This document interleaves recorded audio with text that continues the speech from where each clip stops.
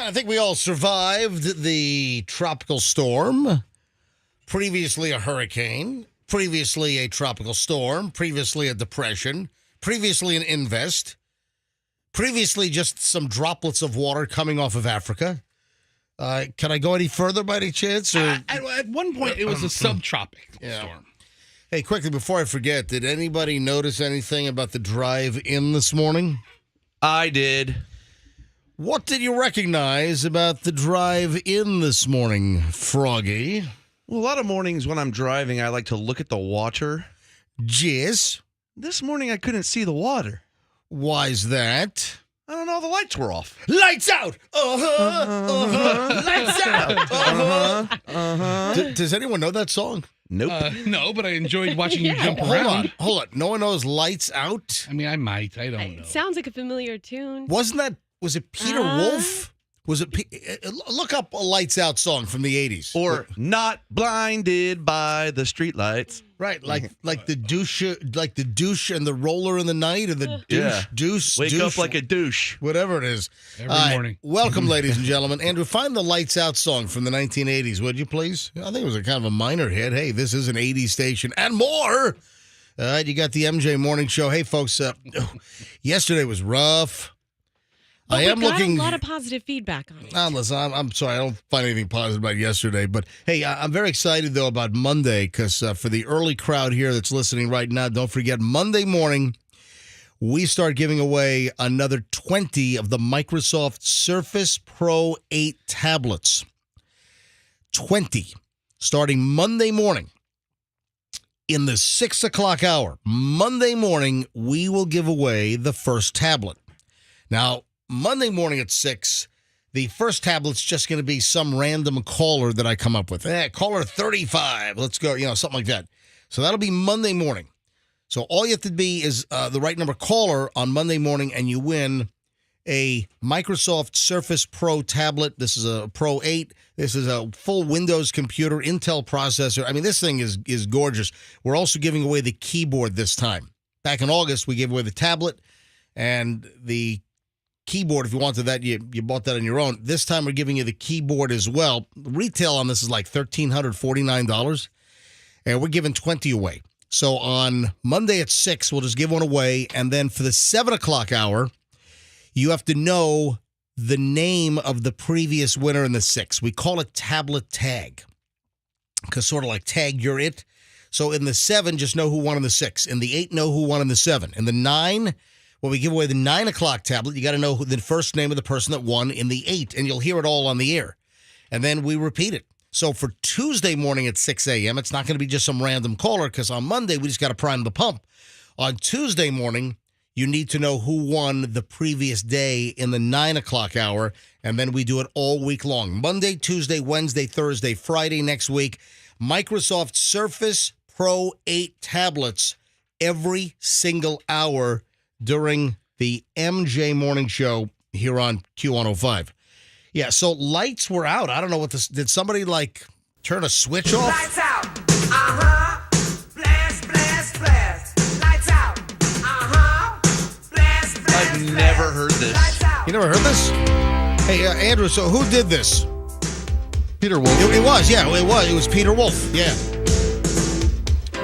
One of his few solo things. Peter Wolf had a couple of solo songs.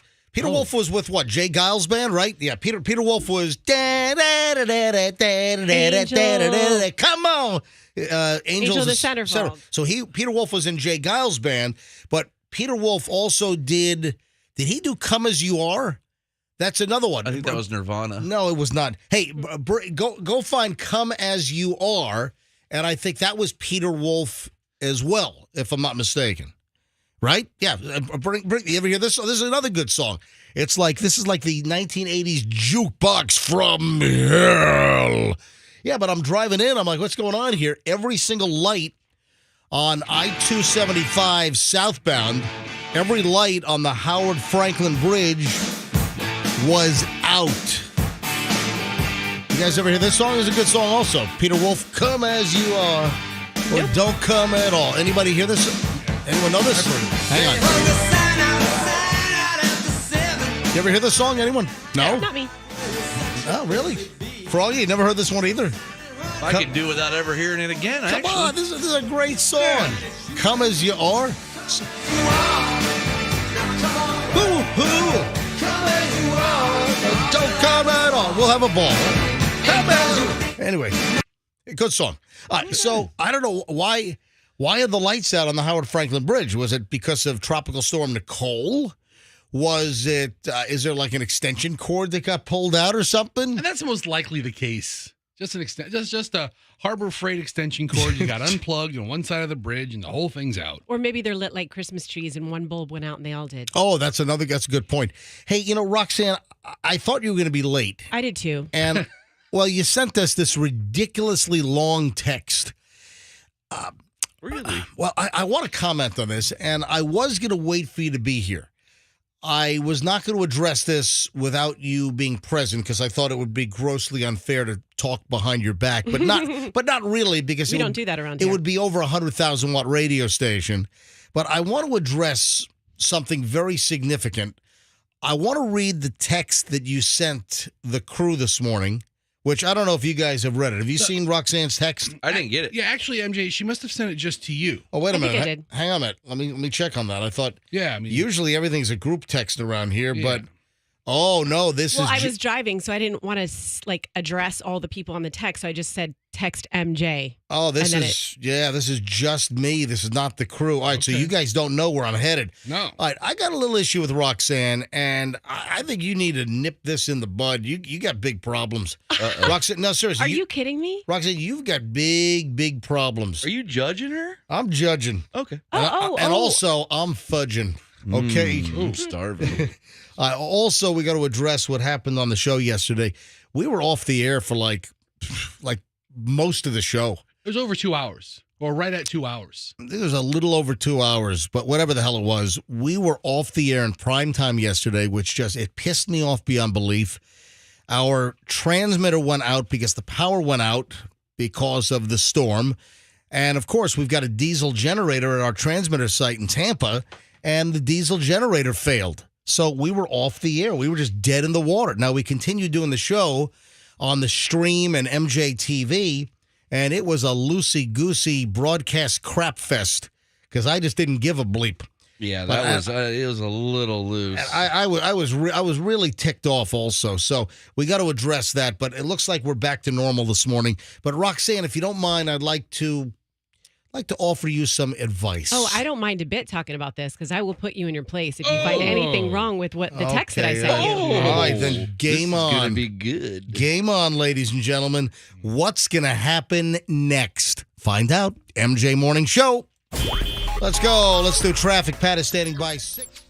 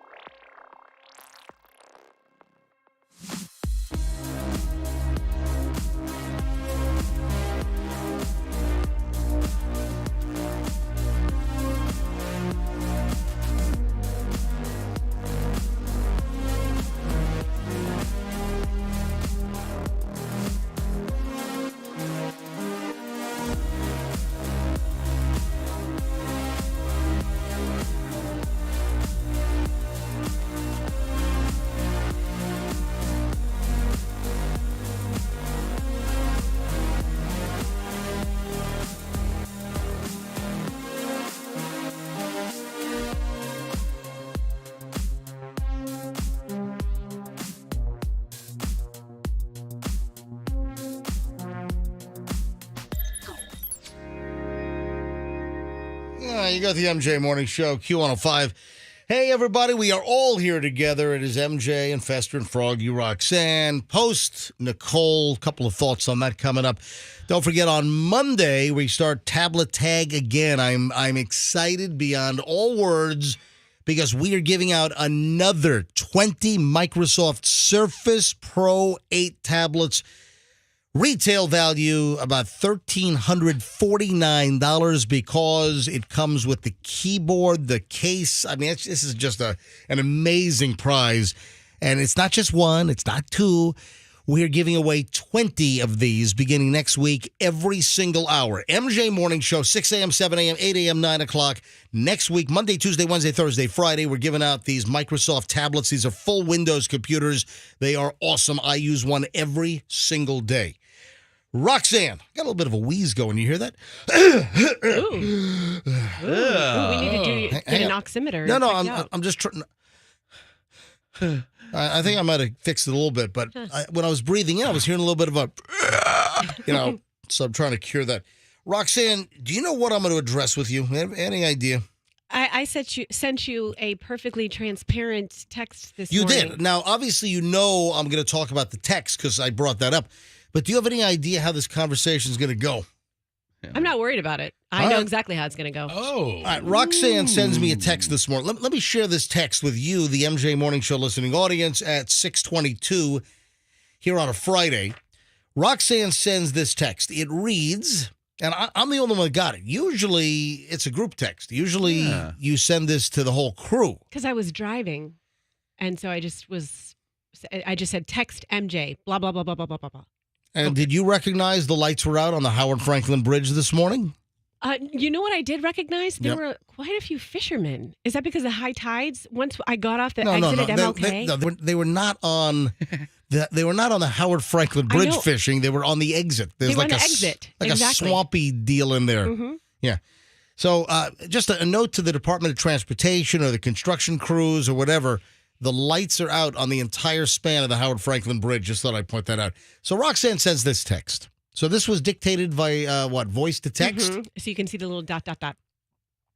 Oh. It reads, "Hi, I'm sorry. Don't be mad at me. I might be like 2 minutes late. My kids woke up with me, and we have this thing where we say 1 million hugs a day from you will never be enough. And so literally they wanted to hug me 1 million times before I left, and were counting as high as they could. And I didn't want to rush the moment. It was so cute. And I will sneak into the studio and only be like 2 minutes late, and I will be very non-disruptive." First of all, do you think I'm going to beat you? Do you? Yeah, what's Oh, hold on. Let's get straight. This is like battered wife syndrome. Is this the way you got to deal with Doug? There's a couple of things happening here at the Is same this time. the way you got to deal No, with I Dig was Doug? just- No. Oh, please, Doug, please, Doug, please. I'm so sorry, Doug. No. Doug. I was just No, trying I'm sorry. to- Let me rephrase that. And Slug. Whoa. Okay, I was trying to appeal to different emotions Yeah. just to see what hits with you. And because I don't really see a lot of emotion from you as much as I see analytics.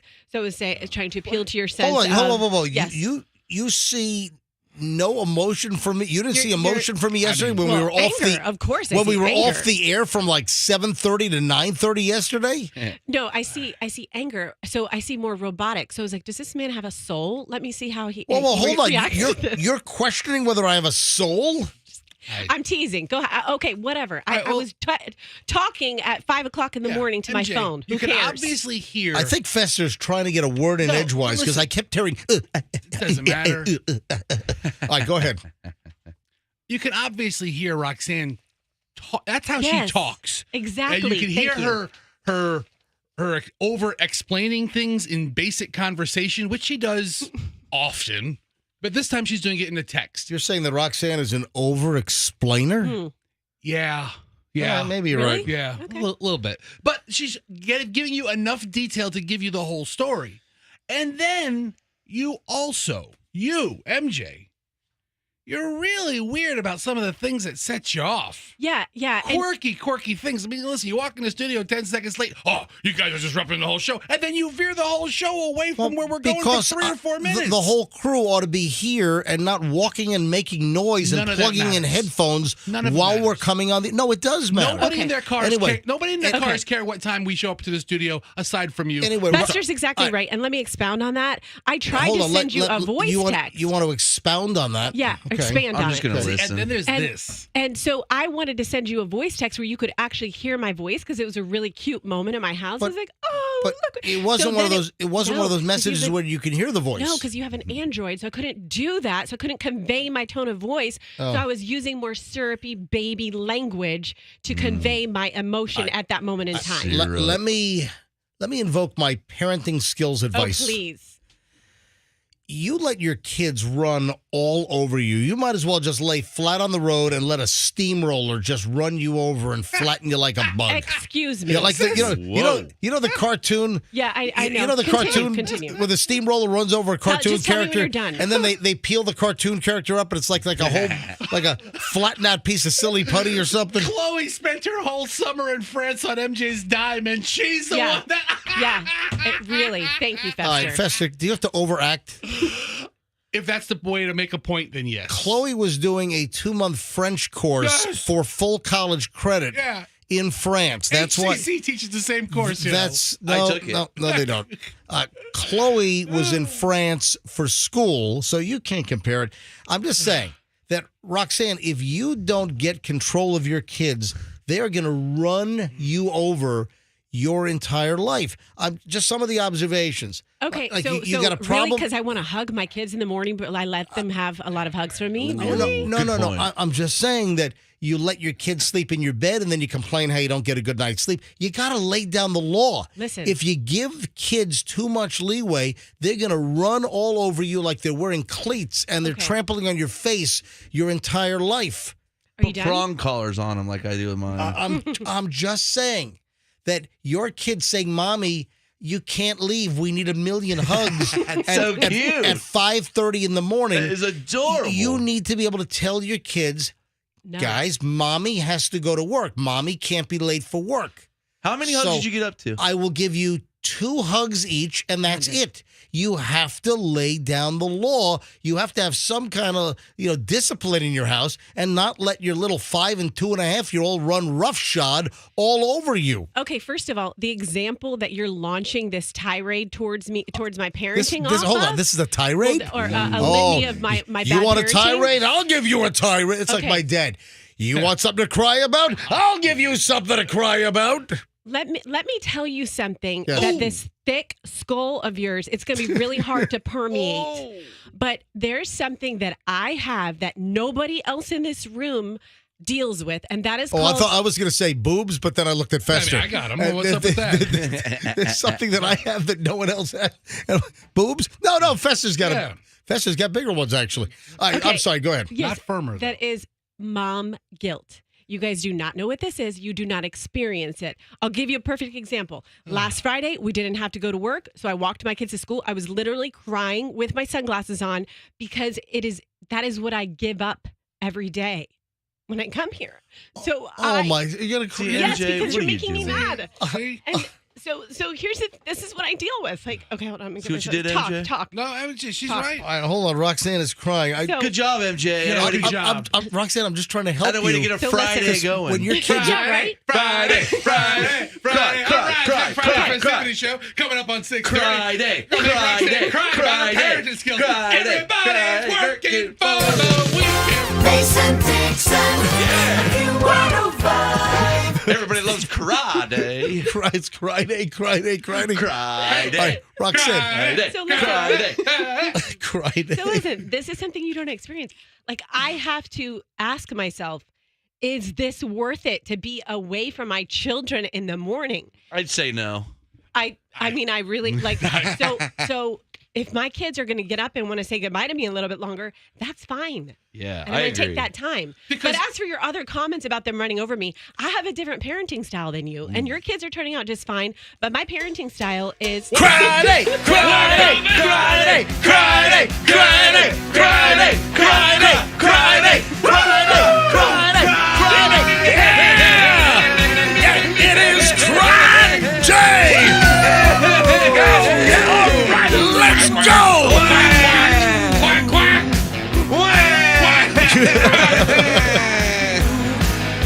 Yeah, I love a cry day. That's enough. Oh, I have a headache now. Roxanne, What are you do you need a tissue to wipe No, your... I don't. MJ, you should feel like, oh, hell. Hi. Oh, thank God you answered. But my kids do not run over me. That is not how I want my kids to be themselves around me. They're Yes. very, very well behaved. They do. You've sent me videos of your kids.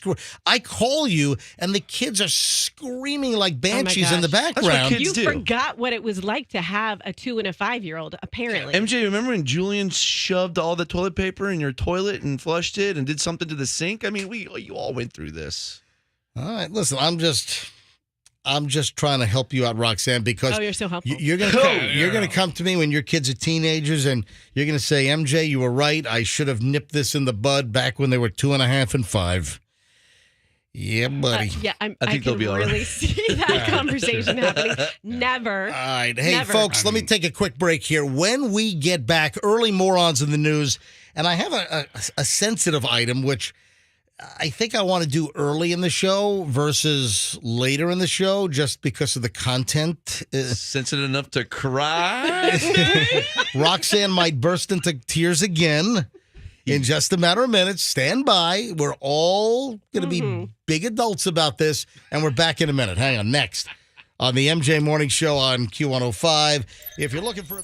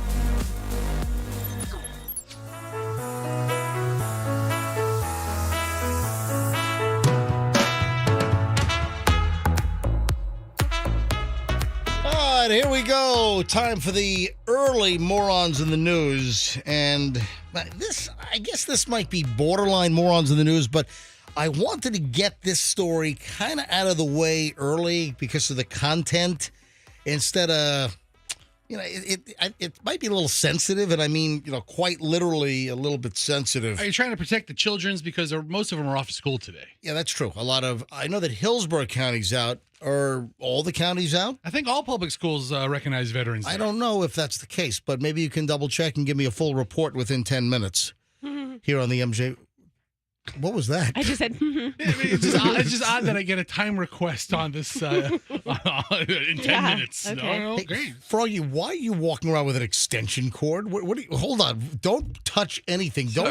Don't plug anything in anywhere. You'll knock us off the air again. My phone didn't charge last night. So Luckily, my body clock is impeccable. You're going to run an extension cord yeah, like here, all plug this in. We need a wall. We we need a wall unit. Plug that in somewhere. No, too far. Oh, where did you get this? Is this yours from home? too far. I found it on Where's somebody's another- desk. Wait a minute, you just The cubicle. There's no other. Look what This else is I it. found. You New unplug. charger. You're stealing cords and chargers from people's desks? Nobody uses them. Froggy, you gotta. That's as close as we That's can as get you. that's as good as it's gonna get. No, we don't need to run it behind That's gonna everything. make it my worse. God. Are you getting this on video, Andrew? We don't need to run the cord behind everything. Yeah, this is on MJTV. If you go to MJMorningShow.com and you click on MJTV, you can watch us live every morning from 6 to 10, or you can watch. It's stuck around your head. Oh, Lester. I'm not going to sit here and talk on the radio with it in front of me. Oh, my God. What is this? All right, there we go. All right, so let me. Will you stop making noise with your cord? All right, I'm good. I'm plugged. I'm good. Just knocking everything over. Sorry. All right. Hey, I just want to say a lot of. Okay, are you good now with your Yes. charging? Thank you. Settled. You want to say what? Some of the texters are hating all of you guys right now, and I just want to say that. What? For what? What, for Friday, for all of it, Yeah. for all of it. And I just want to say that they're okay. The guys are okay. They just don't understand certain things. I was on your side the whole time, sir. All right, who's so sir? what do they say? They're angry guy. at me? The guy Yeah, that's they're angry. just like, oh, the guys are being so mean to you, and oh, tell MJ when he's a grandpa, remind him of this conversation you had with him, and Oh, just please. I blah don't need blah to be blah a blah grandpa. blah. I'm a father. I got two kids. I got Chloe and Julian. So I'm just trying to put everybody at ease. These are the interesting heated All conversations. right, that we have in how here. many texts did you get? 10. You got 10 texts? Screw that. Let me Did any of them think that Friday was funny? I mean, cry I mean, days. it was hilarious. Well, we all know that. It's cry day for 3 more hours. Can I get to the story before Sure. it gets to be 8 o'clock? All right. I can't use all the language here because it's just a little too sensitive. Do you want me to use it? No. It's. Do you even know what this is about? No. Okay. A woman was caught at an airport carrying her boyfriend's ashes Okay. inside a sex toy. Okay. Oh. Yeah. I mean, But the sex toy was in a place. Her bag? oh, she was. Oh. This Carry-on? is an Australia. I usually don't do foreign stories, but I'm like, what the? Is this real or is this just some attempt to get a billion hits on some video thing online on social media? So this Australian law student, this young woman, Sarah Button. Oh, she's cute as a button. Hello, good Sarah Button. Good day. 23 years old, was about to board a flight to the UAE, the United Arab Emirates, and I can't say this word of what it was. This is a device, not for the front, but the back. Oh, that was going to be my guess. And her lover, her boyfriend, had died, and I guess she got some of his ashes, and the ashes were put inside this thing, this. Okay. Is it like what I just stole off of somebody's desk? A plug? But, but you know. Yeah, but I Something know. else?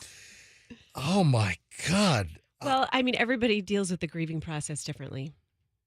That is quite a way to deal. Yeah. Her late boyfriend gave her this this sex toy as a gag gift before he died. Then he died, and that's a terrible story. And then she ends up getting some of the ashes from the family, and the ashes were put inside this thing, and she apparently decided to wear her boyfriend where the sun don't shine. And That's love. have I think I've described the story pretty well without using any inflammatory language or anything too off color. Yeah, no, you have. And there are a lot of studies. You can Google this. Oh. Just Google the phrase, does grief make you horny? Put stuff in your butt. No. Not that. I'm going to Google that. Wait a sec. Can you repeat that? Does grief make you what? Turned on. Is this something true? Yeah, it's true. Whoa, I mean, not everybody, but it's a thing enough that people Google search it. Back in the day when Roxanne's dog died. Fester, would you please get off Bing and just go to Google? What is your issue? It's this new program. I got to click the Google link. All right. Why are you on Bing all of a sudden? Because we have this new. If you really care, I'll tell you. But I it's don't. really boring. We have this new thing. So I want you to Google what Roxanne just said. Does grief make you horny? grief make you horny? I remember when my grandma died and it was an open casket. Oh, remember that? Will you stop? I was like, kind of hot. Come here, Kim. I remember I Get went. over here. Let's do it in the funeral home bathroom. Ugh. I went to Froggy's grandfather's funeral, and Francis was like, "Hey, Fester." Oh, please. Stop it. Yes, grief can make you horny. That's from Vice.com. Can somebody explain why grief makes me horny? That's in Cosmopolitan? Yeah. It's a What? phenomenon. Well, how do you know about this? Because I Googled it one time. Why did you Google it one time? Well, yeah, I mean, I just out of probably a story that we did on the show, and I was like, well, this is odd. Let me see why someone would behave like that. well, yeah, she had a goldfish back the week before, homecoming dance. And I need to know why grief once made you all frisky. No, not me. Not me, just people collectively. Well, how do you know that people are horny when they're filled with grief? Because I Googled it, and this is what I came up with. But what precipitated this? It must have been something that was. What are you trying to say? She's experienced it? Yeah. Just because I Google something doesn't mean I experience But it. something triggered it. Something Yeah, tipped probably. you off. we all go down the internet rabbit hole where we end up in a place like we're reading a story about people whose significant others kicked the bucket and suddenly they're all hot to trot. I think about I didn't know about that. I'd never heard of that in my life. Yeah, it's definitely a thing. I see that because Fester just Grief sex. grief sex. Haven't you heard of that? I think of death and grief when I'm trying to make sex last longer. All right, so hold on. Grief horn dog. Yes, Fester. What are you trying to get out? Use your words. It doesn't matter today. I'm looking at the quote here. Right. Usually put a little quote underneath the headline, and it says, "I stood outside of the funeral parlor where my grandmother's wake was happening, and all I could think about was sleeping with my boyfriend." This is in Cosmopolitan. This is from February 11th of 2020. Those hearses are sort of shaped like wieners. Yeah, and No, we stop. you could lay down in those hearses. That's true. I think You can go vertical. I don't know about any other positions, but you can go vertical. Yeah, if you were somebody short, you could do reverse count. Never mind. Oh, you know what? Fest. I just dumped that. That's the part you dump. That's what you dump. I just dumped Of that. all the things we just talked about, Yes. that's what you dump. You're out of control, bro. We're talking Fester, about- I just dumped that off the air. Listen Yes, to I did. Listen to the podcast, people. All right. I think the thing with grief, like sex makes you feel alive, death makes people feel dead. So you want to feel alive, so then you do it all right, after someone dies. There you have go. it. It makes perfect sense. I had never heard of that. So, like I say, hey, you learn something new every day. 6:50 at the MJ Morning Show. I'm not done with the morons in the news. We got to talk about, speaking of this kind of stuff, we got to talk about a meat log. And, I just brought up a meat log with something else the other day. And Yesterday we were talking about the fight over hamburgers. Right. And now we've got another meat log story. Hold on. We'll get to it all next on the MJ Morning Show. Don't move here on Q105. Oh, I said don't move.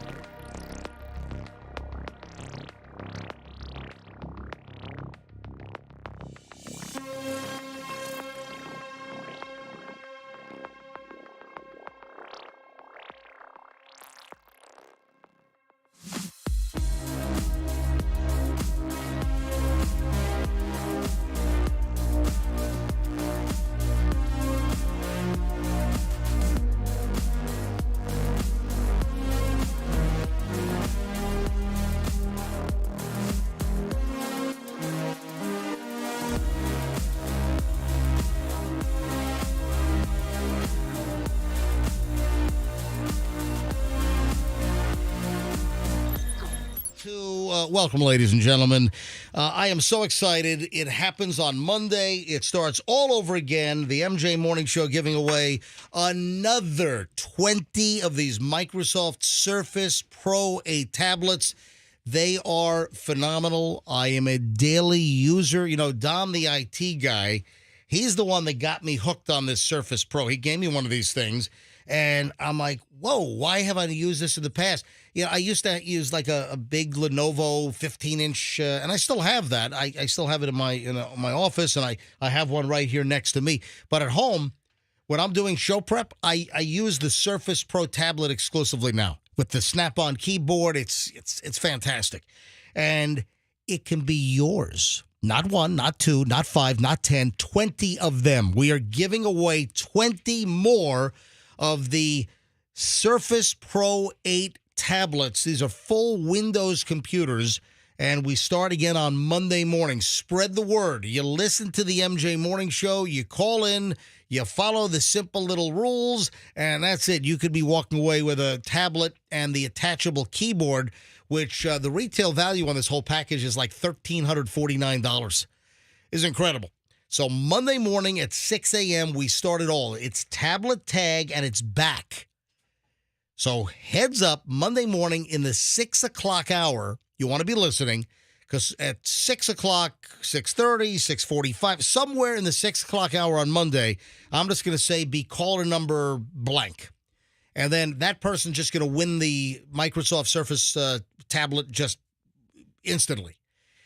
I'm going to ask the winner's name, and then that's when tablet tag starts. So it's like a tag, you're it. Because in the 7 o'clock hour, when we give away a tablet, I'm going to say, hey, what was the first name of the winner from last hour? You got to know it. In the 8 o'clock hour, you got to know who won in the 7. In the 9 o'clock hour, you got to know who won in the 8. Then Tuesday morning at 6, you got to know who won the tablet.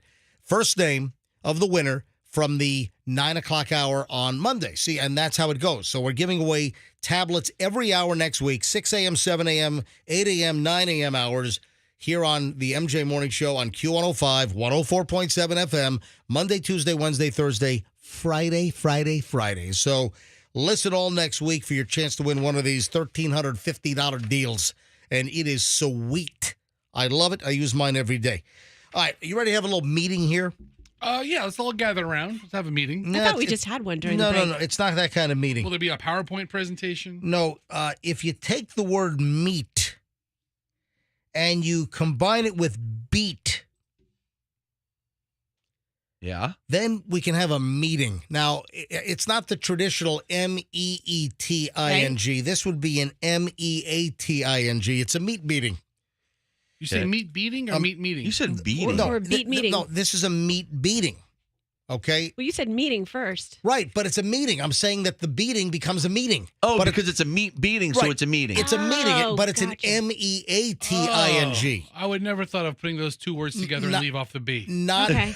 not an MEET. Oh, As if like Rocky punching the meat? I thought you were trying to work in a your. Hey, Or Fester, let me beat ask. the Let me ask. Oh, look at Daytona. Look at the video on Daytona. Are some of these hotels? I thought the Daytona Beach stuff. You know, in the aftermath of Nicole, they had erosion along the beach Oh my gosh. because of Hurricane Ian, and because that thing cut across the state and then brought the surf once it crossed over from the Fort Myers area and crossed the state. Then the Atlantic had heavy surf. But look at these houses. Look at that swimming pool that's just dangling. There's a house dangling on the edge. There's a bunch of them. You got a bunch of houses that are gonna be condemned, and I don't know if this land and with some of these houses are crappy, but it's the land value of being right on the ocean.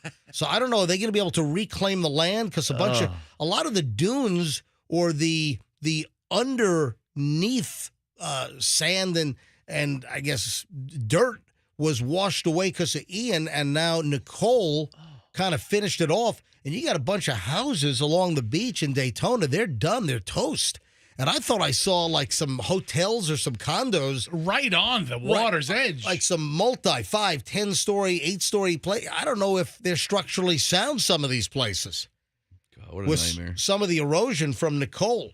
And we'll get into more Nicole in just a bit, but let me finish up with the meeting here. how did it come up that I brought up one of those big meat tubes that you see like at Costco, or I'm talking about in the supermarket? Yeah. Did you want to beat someone with it? Well, here's my issue with meat. All right.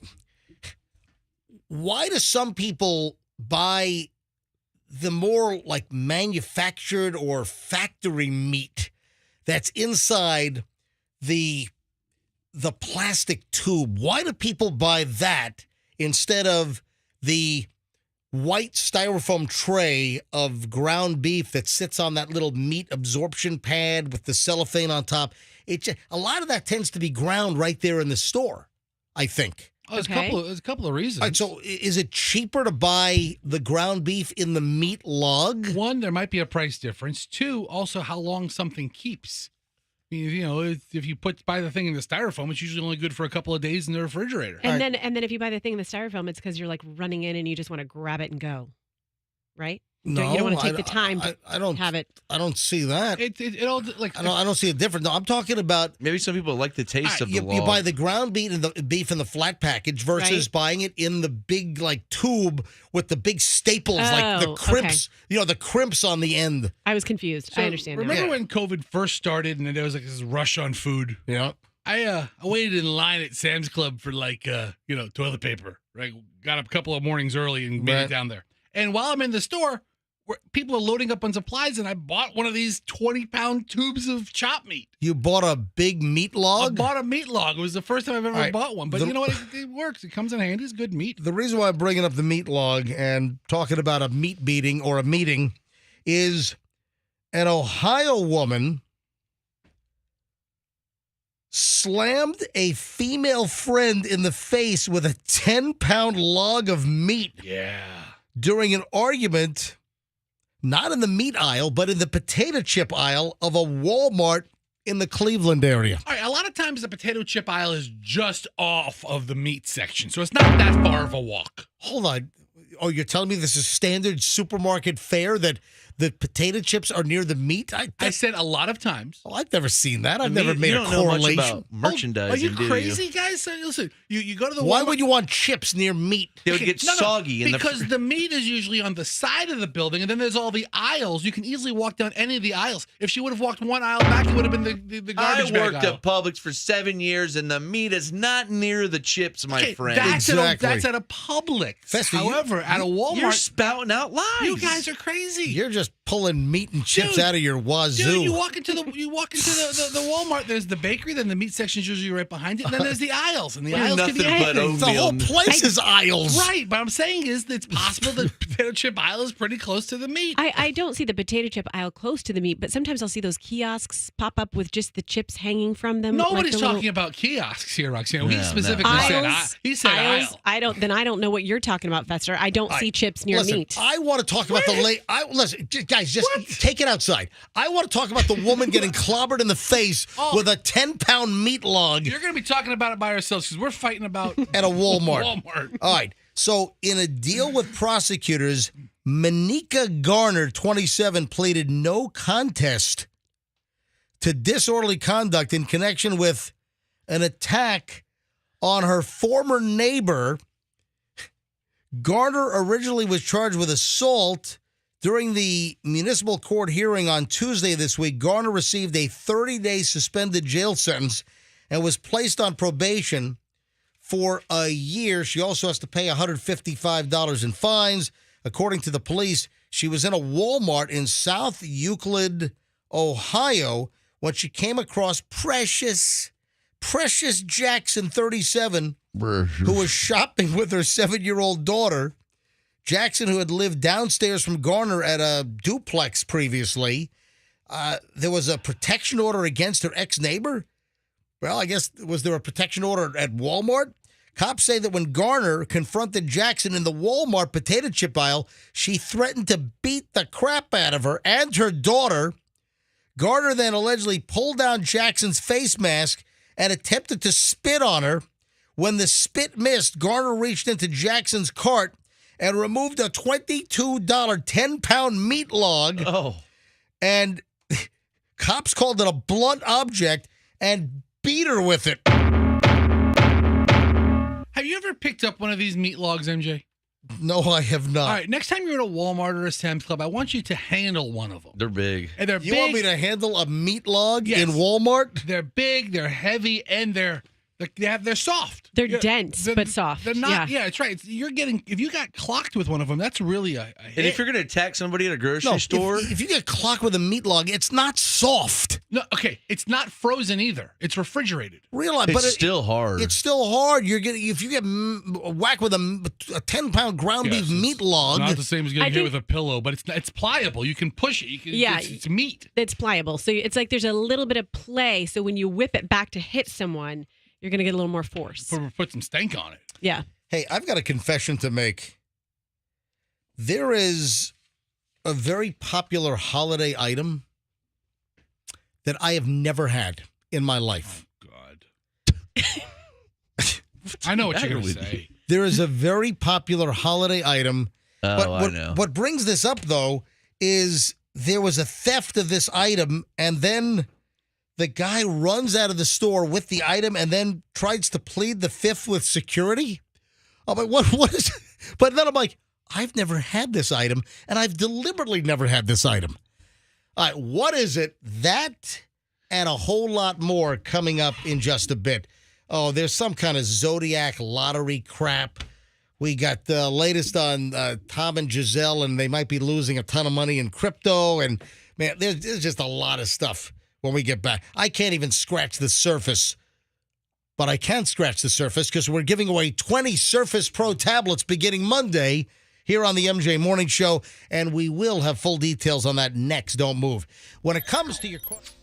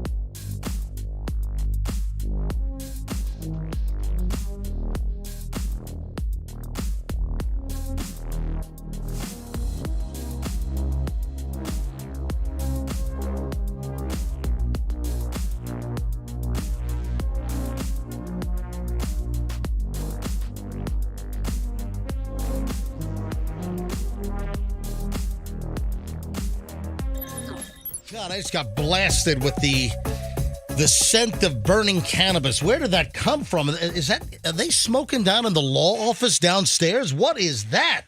Must be Fester. Holy moly! Just the door opened up and like the odor of burning cannabis. Somebody just walked by. Whoosh! It was like a blast furnace. It was like that. Must have been Snoop smoking one of his 150 a day. Oh my God! All right, welcome, ladies and gentlemen. You got the MJ Morning Show. Tablet Tag is back on Monday morning. We're giving away 20 Microsoft Surface Pro 8 tablets. These are worth $1,350 each retail. It's the full Windows tablet with the keyboard this time. So we're giving away 20 beginning on Monday. Monday, Tuesday, Wednesday, Thursday, Friday, next week, every hour on the MJ Morning Show, 6 a.m., 7 a.m., 8 a.m., and 9 a.m. Listen next week to win. It's going to be phenomenal. We have a Nicole recap in just a bit. A couple of interesting things regarding Nicole. Now, Roxanne, you said something recently in just the last few minutes that I want to address in just a second. But on air or off air? You said something. Well, you know what? It'll be a surprise. Oh. Great. We love surprises around here. A little bit of an MJ Morning Show surprise coming up in a minute. I mentioned that there's something that is associated with the holidays that I've never had. There is something that people typically have around the holidays. I don't think people generally consume this other than the holidays like Thanksgiving and Christmas. And I saw this story, and I thought the story was interesting, but I thought what was more interesting is that I confess that I've never had this, basically because the name is just disgusting to me. Just the word, the name, just turns me off and makes me go, Can I guess? Yes. Is it a yam? What? A yam? No, it's not a yam. Oh, because that word is just ugh. I mean, Yeah. I don't find yam that bad. Ugh, But- yams are horrible. Now, I guess for Thanksgiving, people think of what, candied yams, right? Ugh. Are yams the same as sweet potatoes? I think they are. They're in the same family. But no, I love sweet potatoes. You know, I never used to like sweet potato, and then Michelle kind of got me onto. Well, you know what? I avoided sweet potato because I don't like the thought of mixing sweet and savory. Does that make sense? We've heard that, yeah. I'm not a sweet and savory mixer. You don't have a sophisticated palate. It's okay. Okay, Froggy. Look at how offended he got by that. But Stopped him in his tracks. I don't like mixing sweet and savory. I like total separate delineation. I like the DMZ of foods. It's the demilitarized. It's like Panmunjom, ladies and gentlemen. You got the North, you got the South. I'm talking about the Koreas. And I just don't like mixing. So when I always thought of sweet potatoes, I'm like, ugh. But sweet potatoes are fantastic. And I learned to love sweet potatoes later in life. No, it's not yams. It's not sweet potatoes. And yeah, I believe a yam is... They're in the same family, but they're... Yeah. There are, some differences? Yes, well, for example, sweet potatoes have a totally different flavor and appearance. They're in the morning glory family. They're like thin, reddish brown skin. Is it a nightshade? Are Giselle Bundchen and Tom Brady avoiding yams and sweet potatoes? Probably, but I don't know why. Hey, Giselle, come on over to my place for Thanksgiving. All we're serving is yams. Come eat my yams. No, sweet potatoes are not nightshade. Oh, they're not? No. Oh, okay, all right. I hate So, nightshade. guys, what is it? What is the holiday-associated item that I've never had because it just sounds gross? Eggnog? Oh, what? What'd you say, Fester? And then Roxanne got one in before me. Roxanne? Am I not allowed to get one in before No, you? that's okay. I just wanted to be sure the traffic's going Roxanne, right. what did you say? I said eggnog. I guessed fruitcake. So that was you that said that. Oh, Yes. it was a voice. I'm like, where the hell did that come from? Fester, Andrew, what's your guess? Andrew, our producer, said fruitcake. That is incorrect. Fester, did you have a guess? I have a guess. All right. Roxanne, what was your guess? Eggnog. That is correct. Really? You can just picture like that word. I picture it, and it looks like a bunch of egg yolks all slimy together. Yeah, it's just the word eggnog makes me go. Ugh, It kind of sounds like if you say it kind of sounds like you're gagging. Eggnog. It's like Rocky. Right? It's like Rocky drinking the raw eggs or something. It's like Yeah. this thick, pasty eggnog. Why do I want to put eggnog in my mouth? I used to think it was delicious, but have you ever had Gustafson's eggnog? Very good. Very thick and good. creamy. Eggnogs kind of run the gamut on quality. I don't even know what eggnog is. It's like this syrupy, thick. No, it's like it's the a- pancake batter of milk. What is eggnog? It's a frothy egg-based beverage. And It's a nog. I like eggs, but just the sound of that just grosses me out. It's beaten eggs, cream, and flavorings, probably like nutmeg, and then it is often served with alcohol, so that makes it good. So is it like a milkshake? After all the years of the eggnog challenge I did, you're asking these questions now? Yeah, we made Froggy drink a whole gallon of eggnog within 1 hour, and then he had to keep it down for another hour. Okay, this is weird. That is the famous eggnog challenge from years gone by And on the MJ Morning Show. Did you succeed? Never. Never. Not once. Never.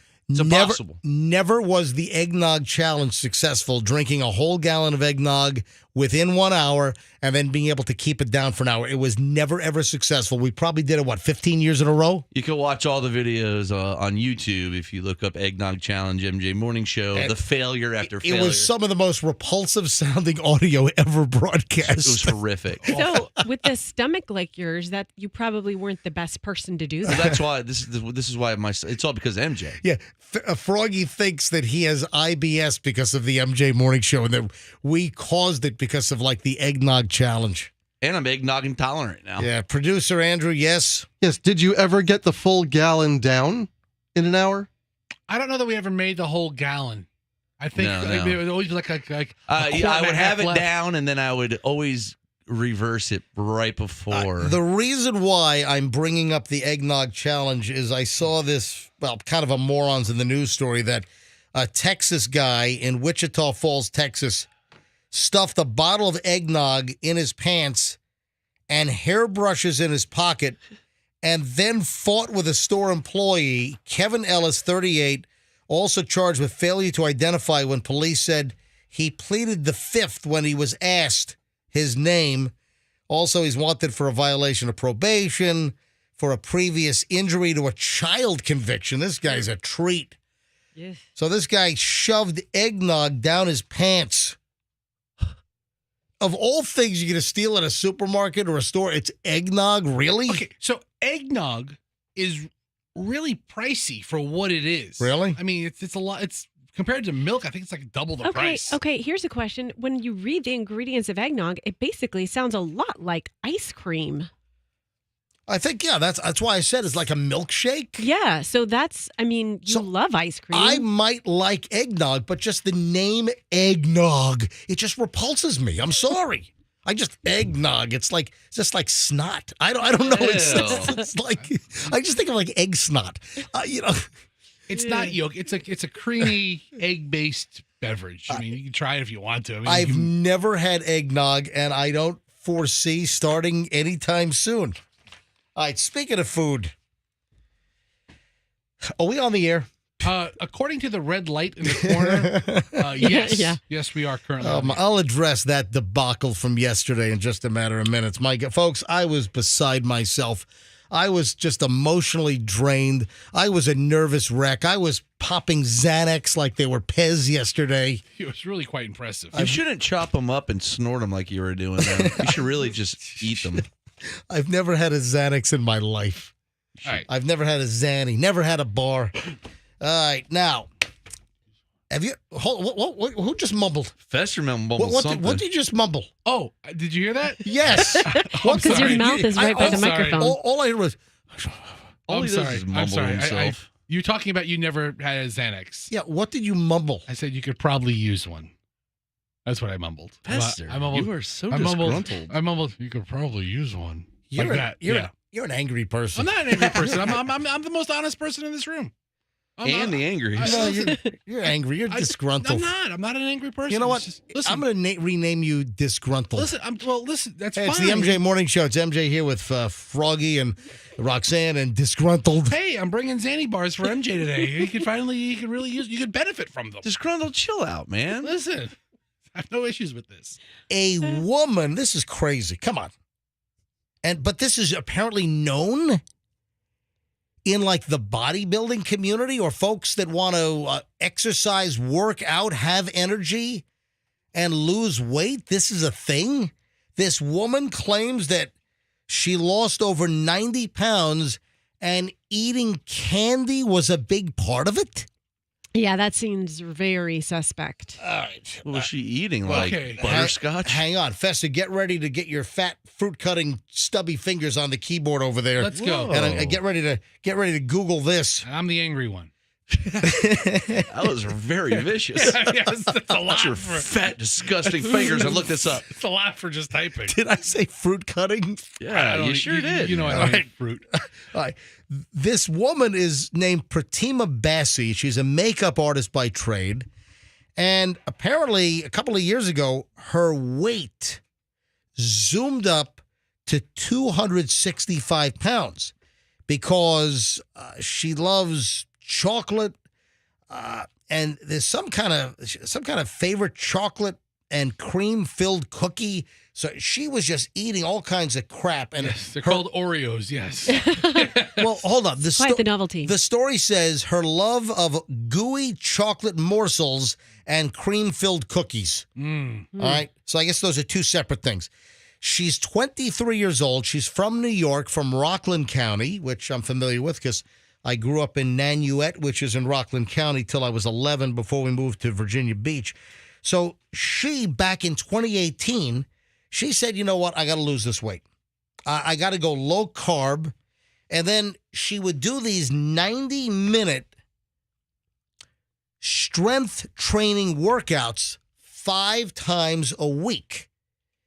And at this point, she's down 90 pounds. So 265 minus 90, that's what? She's at 175. That's significant. That is 90-pound weight loss is pretty amazing. But then we find out that her unexpected diet trick, her aid on top of the workouts, is candy. And then she learned just back in the spring that this is well known and that thousands and thousands of weightlifters know this trick, that they snack on Sour Strips candies. So it's What are those? just sour strips? Yeah, I've seen them. They're in a foil bag. Yeah. Fester, go. Sours? You're talking about sours? No, sour strips. Think of like fruit roll-ups, only sour. The Yeah, sour I've strips. seen them. I think they're called Zours. They're called sour strips. I think Zours is a brand. I can see the bag in my head, and you're saying, wait a sec, what? Fester, just type in sour strips. Yeah, I did, and a bunch of different brands pulled up. Yeah, just sour strips. Sour strips candies. And this is like a known. Anybody listening, do you know about this? There you go. That's it. It says Fester's on the website, doesn't suck. Shop now, sour strips, and they come in all different flavors. There's apple, blueberry, lemonberry, strawberry, all kinds of stuff here. Does anyone listening know about this? And the story is, and if anyone does, if anyone is into this crazy sour strip diet regimen, give us a buzz. I want to hear from you. 800-990-1047 if you know about this. What are they? I don't get it. Well, I'm going to tell you. So this woman, she, I guess, was alerted to this last spring, and the story is that the sour strips give you this sugar burst. I don't know why you can't get it from other candy. Like an energy burst? Yeah, and that's what keeps you going in order to work out for this extended period of time. She tried eating the tangy strips 20 minutes before her workout. Almost immediately, she noticed a difference. Her stamina just went through the roof. And she's been able to increase the weight of her dumbbells that she uses for the lateral raises, her walking lunges, her squats to tone her arms and legs and back. She's gone from 40 pounds to 70 pounds. She says the strips are giving her energy, and she's burning more calories because the strips are giving her the energy in order to work out stronger and longer. All right, it looks like any candy would do something similar. Maybe these have super like. Yeah. But listen, it's on social media. One gym rat says that his followers ought to make sour strips your pre-workout after using them to fuel her bodybuilding drills for the first time in the spring. She's now turning into like some kind of an online sensation here. She says she's obsessed with sour strips. Here's another guy, Max, a social media personality and entrepreneur. He described sour candy strips here as part of his regimen as well. He says he's a die-hard enthusiast. And these candies, they're not marketed for like gym rats or people that are working out. But now people are like learning. This is like going viral. I don't know that it's just sour strips. That's her candy of preference. But not just her. This is a thing online. Okay. Thousands and thousands on social media are saying that sour strips are the thing that is getting them going at the gym. What makes it so much better than, like, say, a Sour Patch Kid? No, that's a good question. It's an awesome question. I fully agree with that. It's the loading up of carbohydrates that is what's effective here. She just happens to have chosen this one. So what? I could eat a pound of spaghetti before I work out? No, it's different. Like if you ate like a Snickers bar before you worked out, your body would have the fuel. And there's other sites here that have other kinds of candies or other kinds of science. Yeah. Well, I used to eat candies. This guy I worked with, Ed Bacher, he had a big jar of candies on his desk, and I'd hit my afternoon lull, and I would eat a ton of them, and I was 5 to 10 pounds heavier. And it wasn't until I replaced the candy. So you got heavier because you're eating his candy every afternoon. Yeah, and then I replaced candy with wine, and then I lost 5 to 10 pounds. Wow. And then you went to AA. Yeah, but after they took the candy, they did a workout, though. You didn't do the workout. Were you running through singing, I want candy? Yeah, that's how I got through my afternoon. Okay, has anyone thought about the fact that maybe the sourness of this candy is so acidic, and maybe it does something to your stomach acids and like Nope. just No, like no, you could eat a car. No, it's the sugar. They're saying it's the sugar. Okay. But again, I think Festa raised the point, and I've thought of this as well, is why wouldn't it be any candy? Here's a registered dietitian, Cassandra Lepore, and she says that regardless of brand or flavor, that candy is a decent source of pre-workout energy. So there you go. But it's turning into specifically that bodybuilders and workout rats all over the place are eating these sour strips in a whole variety of different flavors prior to working out. So another article, if you eat about 200 calories worth of carbohydrate-rich candies, about 30 to 60 minutes before your workout, your body will have plenty of fuel. And there's also a case to be made for a candy bar post-workout to help recover. Yeah, they're called energy bars. So if anyone eats these sour strips before they work out, I'd love to hear from you. Or I'd love to hear from people on this next thing. And I didn't mean to turn this into like a diet segment, and I'm going to move on in a minute, but this also is fascinating to me. Do you know about the Adam Driver rotisserie chicken a day diet? Adam Driver. Is it, you mean the actor Adam Driver? No, I mean the garbage collector, Adam Driver. Oh, No, yes, Adam. yes, Adam. Yes, Darth Vader. Adam. Yes, Adam, the famous actor, used to be on that. Who's that? What was that crazy? Girls. Yeah, Girls. That's where I first saw him, on Girls on HBO. He's a good actor. With what's her name? She's kind of beastly. What's her name? Miss Piggy? No.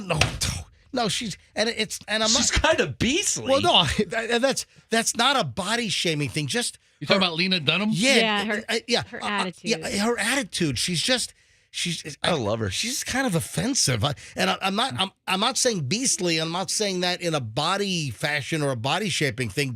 It's just that she just kind of repels and kind of repulses me. I don't That's know. exactly why I like her. I don't know what it is, but She's very comfortable with herself. She is. Adam Driver, whose career in movies has taken off like a rocket, apparently he said in an interview to the New York Times that his secret was to eat one full rotisserie chicken daily. Well, Okay. secret to what? To keeping in shape, losing weight? I mean, it would be low in carbohydrates, right? I mean, Does he eat skin? Listen, these are all good questions. I mean, has anyone heard of this? So Adam Driver apparently drove a bunch of people. So, and this happened, I guess, numerous years ago, that Adam Driver made headlines that he revealed that he used to eat a rotisserie chicken Monday, Tuesday, Wednesday, Thursday, Friday, Saturday, and Sunday. Oh. That's what he would eat Awful. while he was attending Juilliard, the famous school. yes, famous School of Arts, Juilliard. School of Arts, exactly. Driver told GQ that in the early days of his acting career, he would run from his apartment in Queens to class in Manhattan and consume an entire rotisserie chicken in a day, along with 6 eggs each morning to stay fit. Gosh, he was in ketosis. There's money this guy had for being a college student. The rotisserie chicken diet. And for whatever reason, it's starting to gain attention even more now, and people are swearing by the rotisserie chicken diet. I'll tell you right now, if this is your thing, then you want to get the cheap rotisserie chicken at Costco or Sam's Club. I mean, when you look at grocery stores in general, the rotisserie chicken is a loss for them. You know, No. Hold on. how much is a rotisserie chicken at You're spouting Walmart? out lies. All right, hold on. At Costco and Sam's Club, It's $5. and I would imagine BJ's is probably on the same thing. It's like $4.98 Right. or $4.99. Now I believe, yes, if they're selling the whole rotisserie chicken, I think I've read this, that it is a loss leader, that they don't make money. I think they lose a little bit on each chicken that they sell when they sell it for $4.98 or $4.99. It's clearly a good value. Now, at a regular supermarket, I've seen rotisserie chickens at like $8.99, $9.99. At a regular supermarket, I don't know what Publix sells their rotisserie chicken for, but it's not $4.99 like Costco No. or We Sam's. have Costco chickens every week. Yeah, I mean, I don't go to Sam's without buying a chicken. Yeah, I mean, typically, if I'm at Costco, you're a Sam's shopper, right? Yes. I'm a Costco shopper. So, and I used to be Sam's, but then they closed the South Tampa Sam's. I'm raising chickens. I don't know why they did that, but I can't go buy the rotisserie chickens without grabbing one. And I'm usually half done with it by the time I get through the store, and I'm touching the clothing and everything with my greasy chicken Ew. fingers. You eat your chicken while you're shopping? Oh yeah. Puts it back on the shelf after. No, I'm kidding. No, he pays for it, Andrew. No. Don't spread lies. I'm Definitely kidding. do. I'm joking. No, you're not. No, of course I pay. No, No, you pay for it, but you definitely eat it while you're walking I around. don't. I swear I don't. Oh Chicken my greasy God. fingers I know. opening up Hey, everything. That's have savage. you ever, when you go to Sam's or you go to Costco, you don't get a bag. That's part of the deal. They don't bag your stuff. You got to get those boxes if you want. Have you ever had one of those rotisserie chicken containers separate and all the chicken juice Yeah. gets in your car? Not in the car, but yeah. Oh, God. That's You know what I like to do is What? I like to put it in the fridge. You know how it turns into a chicken gelatin? Oh, yeah. I put that on a sandwich with some peanut butter. So you make your own like gelatinous chicken juice spread? Yeah, it's really good. Chicken Jell-O? He's lying. Anyway, ladies and gentlemen, the chicken diet, it's a whole rotisserie chicken every single day. And that's what Adam Driver swore by when he was at Juilliard. Good for him. And if you do it, I'm just suggesting that it'd be more cost effective to do the $4.99 chicken at Costco or Sam's Club. Or Now, how many chickens is Lena Dunham eating a day? That's what I want to know. I want to address what happened yesterday. Oh, let's just move past I'm it. going to take I don't- 30 seconds. I'm going to take 30 seconds. Oh, boy. Oh, and folks, don't forget, this is urgent. This is very important. How would you like to win another one of 20 Microsoft Surface Pro 8 tablets? We are giving these away beginning on Monday. We've got another 20 tablets. Hey, thanks to our pal, DonTheITGuy.com. Don helped us procure these things again. And starting Monday morning, 6 a.m., we're going to give away these tablets. These are worth, with the keyboard. Now, this time around, we did this in August, and we gave away the tablets. They were phenomenal. But now we're going to include the keyboard as well. This is the snap-on full keyboard with the touchpad, and it also acts as a case. And we're going to give away this combo starting Monday morning at 6 a.m. here on the MJ Morning Show. Every single hour, every day next week, we're giving away a $1,349 retail value Microsoft Surface 8 tablet. This is a full Windows computer, Intel inside. It's awesome. I use one every single day. So Monday morning at 6 a.m., sometime in the 6 o'clock hour, we're going to give away tablet number 1 to just a random caller. We'll ask the name of the caller. So you got to know the first name of the winner in the 6 o'clock hour when you call in the 7 o'clock hour. So you got to be the right caller and know the name of the previous hour's winner, and you win. Same thing goes for 8. You got to know who won in the 7. Same thing goes when we give it away at 9 o'clock. You got to know who won in the 8. And then the next day on Tuesday morning at 6 a.m., you got to know who won in the 9 a.m. hour. It's called Tablet Tag, and it's back every day next week. Every single hour, we're giving away a $1,350 retail value Microsoft Surface Pro 8 tablet with keyboard here on the MJ Morning Show on Q105, 104.7 FM. So make sure you're with us all next week and win one of these tablets. This contest blew the doors off back in August, and it's back by popular demand. Let me address what happened yesterday, and it really sucked because, I feel like I have a responsibility to the Tampa Bay area as a longtime broadcaster here, whether it's a hurricane, a tropical storm, and we were in the middle of kind of like our combo show. We were doing kind of a normal show with just the appropriate amount of Tropical Storm Nicole. And then about 7:12, 7:10, we see our off-air light come on. And we had a little blurb. We went off for about 10 seconds. Right. And what that was we lost power at our transmitter site out in, I guess it's Palm River off of 50th Street and the Crosstown Expressway. Power went out over there. A bunch of customers affected by TECO, and it took the power out at our transmitter site. And our generator kicked on, as it should. I don't know why that we were off the air for 10 seconds. I thought it should be, uninterrupted. But the generator came on, but the generator only stayed on for about 20 minutes. And then a little after 7:30 yesterday,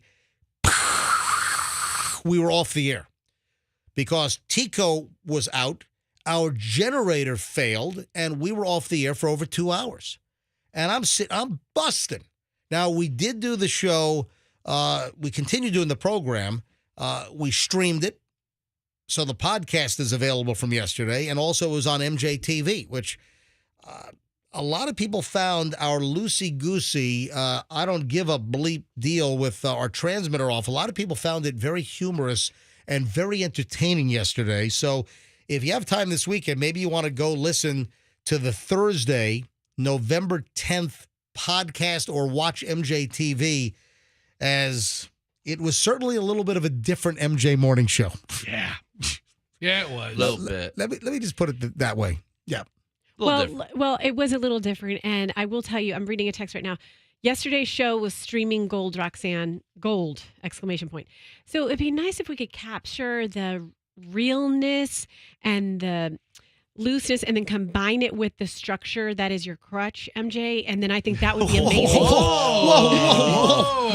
Telling you how to do your show. Wait, bro. Crutch? Are you saying? I'm sorry. Structure that is your. You say I'm on crutches? Organized morning show content is a crutch? Oh, what? Hold on. Me having an organized plan every morning is a crutch? I'm kidding. Now, yesterday was a little too loose. See, But a lot of people thought it was very interesting as sort of a a little different type of MJ morning show that we did when the transmitter was off. See, and MJ crutches when he says unbelievable when it really isn't that unbelievable, or when he says we haven't scratched the surface. Those are crutches. Yeah, those are absolutely those are crutches. Those are crutches. Yeah, hands down, absolutely. But no, listen, we have an organized show. Heavens forbid. Oh no, we know what we're going to talk about. Yeah. So I would, if you get a chance, listen to yesterday's show, podcast, Or watch it. or MJTV, and watching it's probably even better, to be quite honest. So we had a caller. Yep. Named Carl who Yep. called in. And he was only on the air for 4 seconds. We had a caller named Carl who called in. That's good. Carl called. Okay, so ironically, his name rhymes with every word I said in that sentence. No, it's just alliterative with it. But he yes. called in and dropped the bomb, and we hung up on him immediately. And he has a little bit of a cult following. It's worth watching the entire video on YouTube of yesterday's program. Don't do it now, but do it. Yeah, Do it sometime this weekend. over the weekend, Yeah. just to catch Carl. Just check it. Just to check not just Carl. Carl was feeling himself. It's the whole MJ morning show. All right, so Nicole, no major issues at my house in South Tampa. We did not lose power. Q105, the transmitter went out and our generator failed, but we did not lose power at my house.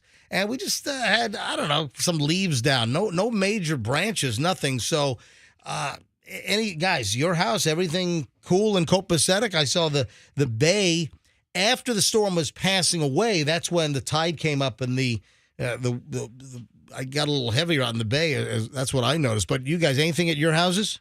Now, a couple of drops of rain. You know, it was rainy, windy. By 2:00 in the afternoon, it was over. So late deal, and this was only the fourth time we had a hurricane in November hitting Florida, and I guess it was the first time that it hit the East Coast because most of the other ones were Gulf. And then I don't know if you know this, but a lot of the TV weather guys are making a big deal out of the fact that if you look at Hurricane Charlie and Hurricane Janine from 2004, you had Charlie that went up through Punta Gorda and then across the state diagonally, and then you had Jean that hit across like Hutchinson Island near Fort Pierce and then crossed over, and they both crossed in Polk County. That was 2004. And then you look at now, 2022, and you had Ian that came and made landfall at that Cayo Costa or Punta Gorda once it went across that barrier island. And then you had Nicole that also came across like Hutchinson Island and the Fort Pierce area. And it's like the exact same thing.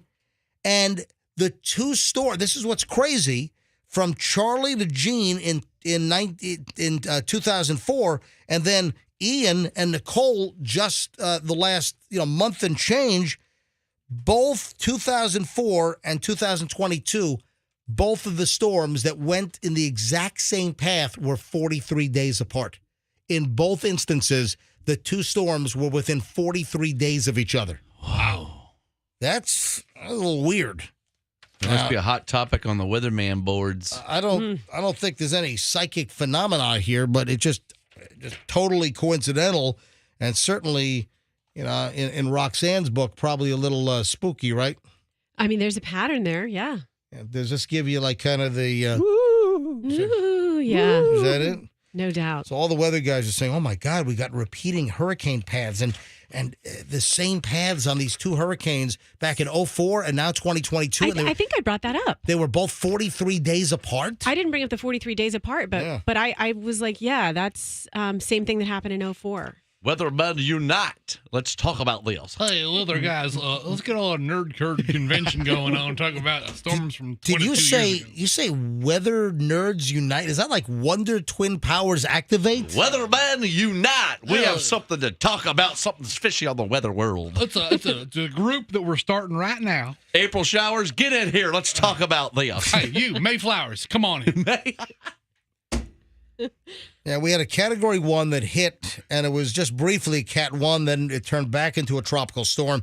They say that at least 5 people died in the storm. We had 2 people in Orange County over in the Orlando area.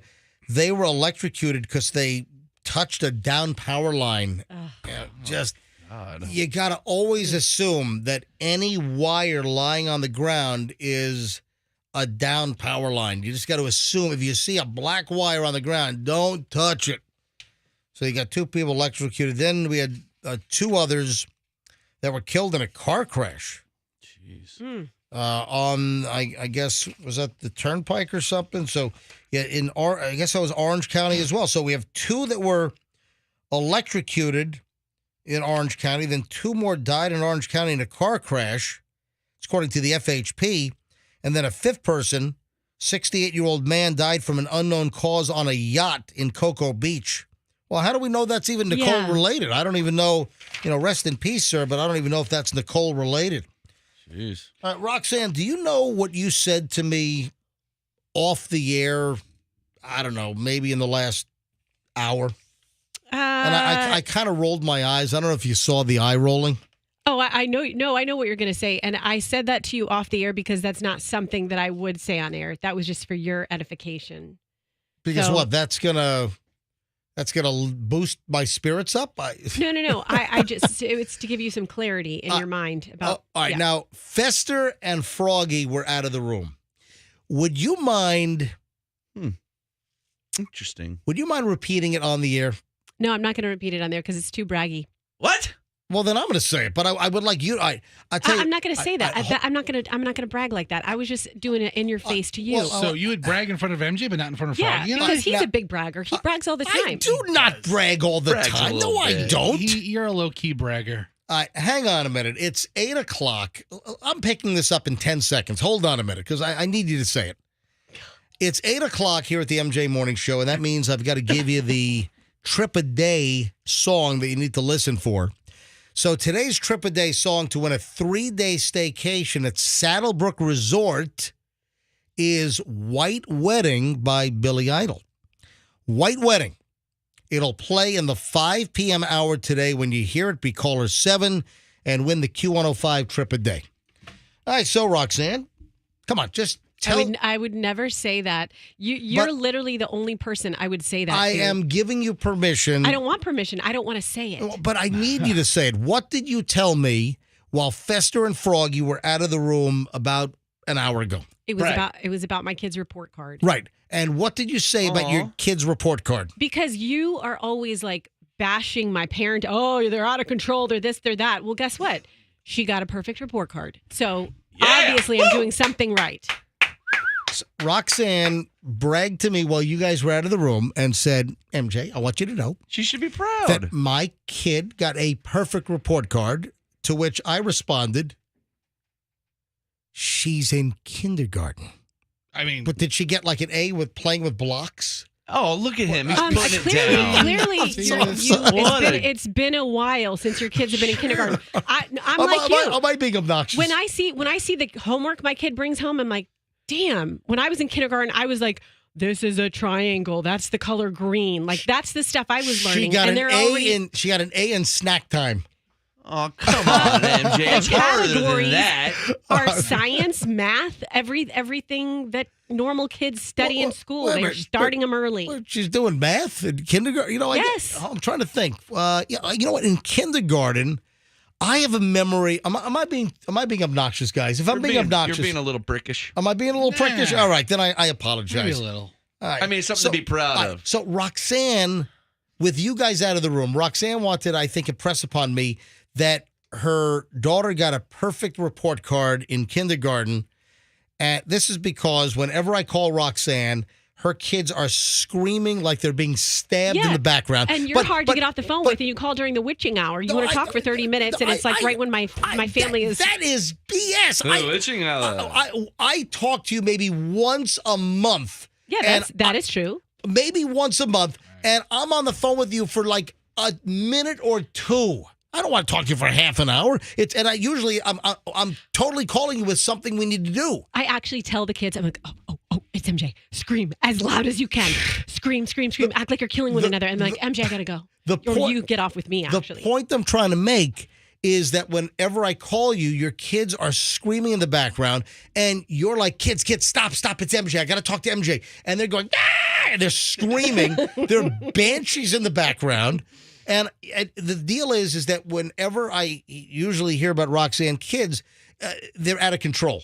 And I've questioned some of the parenting tactics here. Yeah. And I think Roxanne wanted to impress upon me that, I know you think that I'm not the greatest mother under control or with control of my kids. Yes, exactly. And I'm not saying you're a bad mother. I think you're probably a very good mother, but it just seems that whenever I hear about your kids or I experience them, it's like they're out of control. I think you're digging yourself a deeper hole today. I think this has been a theme during today's show is let's say the wrong things to Roxanne. No. And yeah, I just casually mentioned that to you. I didn't want to make a thing of it, but when the guys were out of the room, I was like, just so you know, look, Doug and I were surprised. When we looked at the report card, we're like, oh, okay, good. Like we didn't know what it was going to be because she challenges us most at home. But that's kind of how kids are. It's better if they get their badness out with you and then they're good elsewhere. Let me clarify. It was almost like this morning you needed to just, I don't want to say overcompensate, but you wanted me to see a different side. You wanted me to hear that your daughter got a perfect report card in kindergarten because you know that usually all the stories you tell are that your kids are out of control because you do that on the air typically. Yes, and you know what? But also don't blame me because you're the one that brings that your kids are out of control on the air. Okay. Every parent has out of control moments with their kids, some more than others. I bring the out of control moments because they're usually funny and it's a stress relief thing to share it with other people. So I just mentioned that to you just to. But whenever I call you, it's like there's a riot going on in your house. I'm waiting to hear the tear gas canisters go off in the background. Are you trying to make her cry again because it's cry day? No, it's no. I'm just asking. I cried one time. That's it. You get one cry out of me on cry day. I am very happy that your daughter came home from kindergarten with we were very proud. A perfect report card. We were shocked and Congrats. proud. Wait till she gets busted with pot in junior high school. So MJ. I'm sorry. What are you talking about? I'm sorry. I don't know what got into Some me. sort of weird. I don't know. I don't know what we're doing today. No, I'm just pointing things out that kind of, pop up on the show. I'd like to point out I want nothing to do with this particular segment. Right I don't know. Neither do I. I mean, yeah, neither does Well, Roxanne. Roxanne bragged about the kindergarten report card. And- But hold on, an MJ. A-B Back in the day, about your kids. By the way, hold on. If Chloe would have come home with a perfect report card, Yes. you would have dislocated your knee to kick yourself in the ass. You'd be talking so much that's about bad. how my daughter got a pair. Oh, Chloe, you'd get her on the air. That is not- Chloe. You mean this break is- his arm patting himself on the back? Why That would he is kick not himself? true. I don't That's think what I ever. meant. That's I what don't I think meant. I've ever talked about a Chloe kindergarten report card. Anyway, But she Roxanne, never got a perfect one. I'm just listen. like Roxanne's kids who's knocking them down in kindergarten. Listen, we razz each other on the show, and listen. Hopefully, we can all take it, right? Yes. Hopefully, Of course we I can. love how he says hopefully he qualifies it after the fact. All right, now- Hopefully we can all take it. One other thing, you sent us a video of like your home being destroyed. Yeah, I did. And we were gonna talk about this yesterday, but the storm and the power going out and all that crap. What the hell happened It was- in your? Did you was destroy bad. your home? That was really bad. And that was all me. That was not my kid. Well, Daviana got into it too, but I told you my nannies are out this week. Some have RSV. And so Oh, your nannies have RSV? How many do you I think so. have? How many nannies are you like Oprah or no, wait, I should say this. My caretakers. I 'Cause guess that's a kind bad of- example. I get what. Who's got a lot of nannies? My caretakers. Oprah has no children. I know that's why I said the it's a nannies bad, are for bad Stedman. example. The Handmaid's Tale Stedman's over like there. Stedman's like Oprah. I need more nannies. All of your nannies, all 7 of your nannies have RSV. No, my kids' caretakers. So that I kind of rotate them around so they are with a lot of people who love them, family members and sometimes nannies. In any case, I picked up Daviana. I came home. I was like, let's do a craft project. And Daviana is the 2.5. 2.5-year-old, and you decide Yes. to do a craft project. And so had these paints. It was like this spinny thing. I don't know who gave it to us, but I hate them. And so it was like this spinny. You pour the paint in, you put the paper down, you pour the paint in, and it spins around, and you make some crafts. Right. And I'm not a crafty person. I'm Well, creative in other ways, but not. Folks, I don't know what the hell happened, but Roxanne sent me a video of paint all over the ceiling of her house. But what you saw. What did you do? Oh my gosh. What you saw was just like the tip of the iceberg. Like it was blue paint was all over my nook, my table, my chairs, my You had wall, a blue my- paint It explosion. exploded in my face. It was on me. What? It It's was- in your grout. It's in your tile. It's Yeah, on the blinds, on the ceiling. shutter. You've got splotches of blue paint on the ceiling. Was that in your kitchen? It was in my kitchen. What happened? I just squeezed the thing. I was trying to get the top off of it, and it like popped and blew up in my face, and it was all over the house. I mean that corner, all over that corner of the house. And Dude, then, so, weren't you mad? yeah, I was super mad, and Okay. so I just immediately. Roxanne sends me this. I hate this toy. I hate this. I was hate cussing. this. What happened? It exploded. So your house looks like the Blue Man Group had an accident. Yes. Yeah. So exactly. And I was like doing cleaning as quickly as I could so it wouldn't dry into the grout and dry everywhere. So I was doing it, but I couldn't get to the paint that was all over my ceiling. So that's got to be, the ceiling has to be painted now. And while I was doing that, her ceiling has to be repainted because it got painted with exploding blue paint. blue splatter. And while What's the name of this toy? I don't know, but I threw it in the garbage can. Is it a spin art sort It's- of toy? Yeah, it Well, is. I guess I can go back and you see when Did you I take a picture of it? well when you send me a video. yeah. The problem is your Apple, your iPhone, I'm Android. So when you send me a video, the videos come out like grainy and awful. And little. I couldn't open it. It And the was size little. of a postage stamp. But wait a minute, but you have iPhone, Froggy. I couldn't open it. I can show you what it looked like on mine. I have Android. Maybe it's when I send it as a group message. I don't know what it is, but It was itty bitty. what is the name of this thing? It's called Motorized Spin Art Center. And I actually It's was called Motorized Destroy Your Yeah, House I Spin thought Art about- Center. doing a bad review of it. I really did, but I don't have time. But it Oh, did you're destroy going to leave my a house. bad review online? I mean, whatever. I'm not going this to. toy is the devil. It's going to cost me a paint job now. It's going to cost you hundreds of dollars to fix this destructive toy. You did it right by your white couch.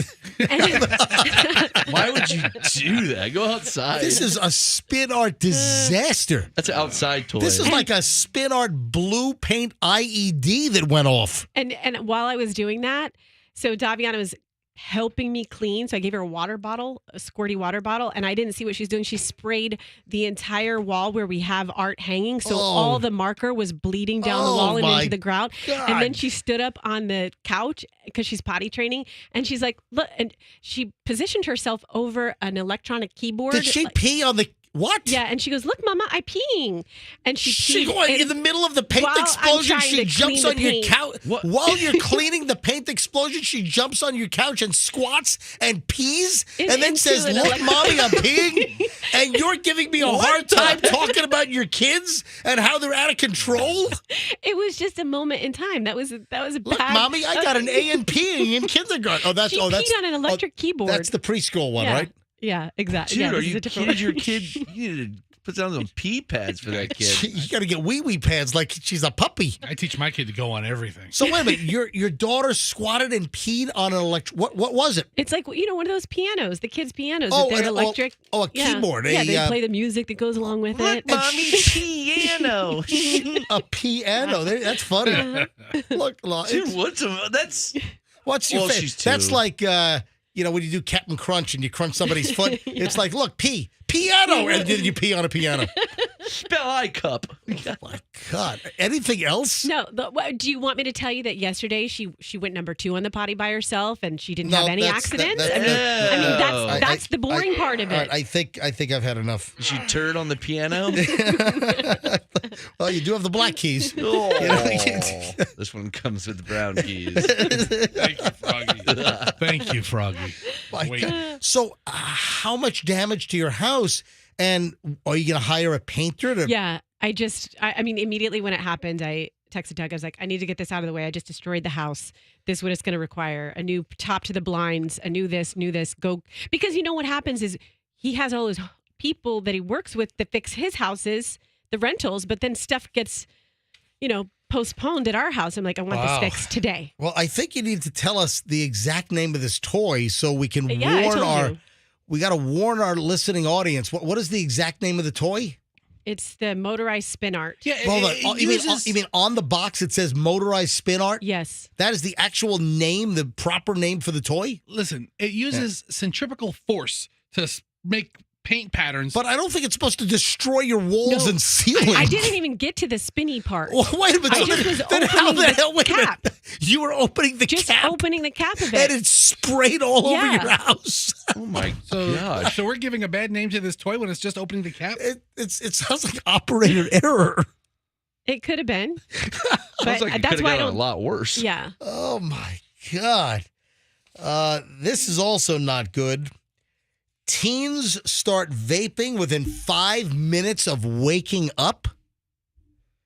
The Yeah. best part of waking up is the vaping in your cup. See, there's a mental break between vaping and smoking. If you're vaping, you don't believe you're smoking.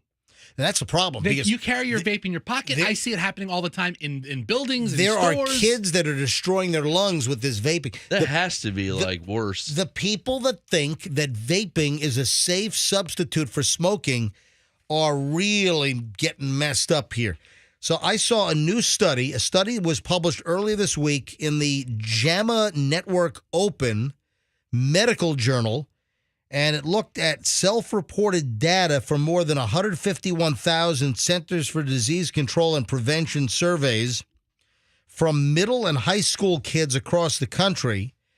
The amount of teens who reached for their e-cigarettes within 5 minutes of waking up was less than 1% between 2014 and 2017, but rose to 10.3% from 2017 to 2021.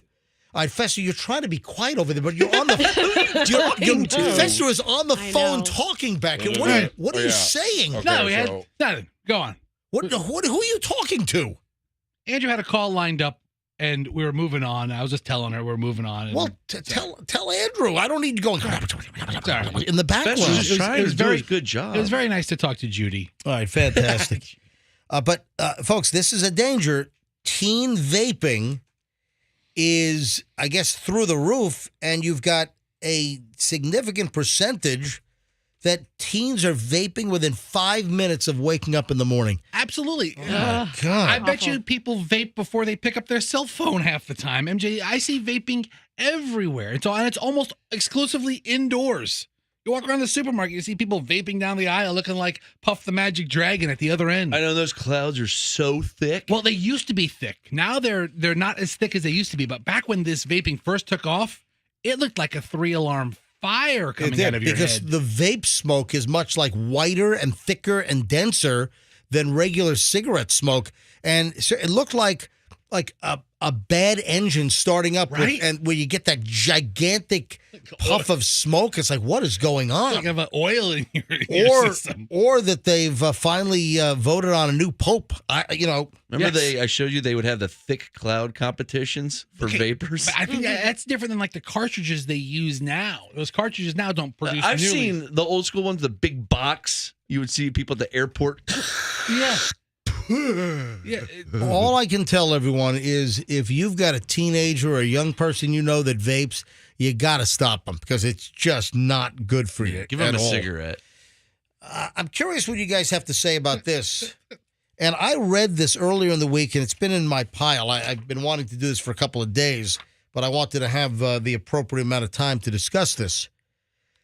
Julia Fox, the actress, the I like her. very attractive Julia Fox, But didn't she date Kanye? Yes, she did. Mm-hmm. she told that Emily Ratajkowski, that Yeah, model? Yep. super hot model, Yes. From the Alan Thicke video? Yeah, yes, exactly. And she was in Gone Girl Yeah. too. that Wait, not she Alan. doesn't The like.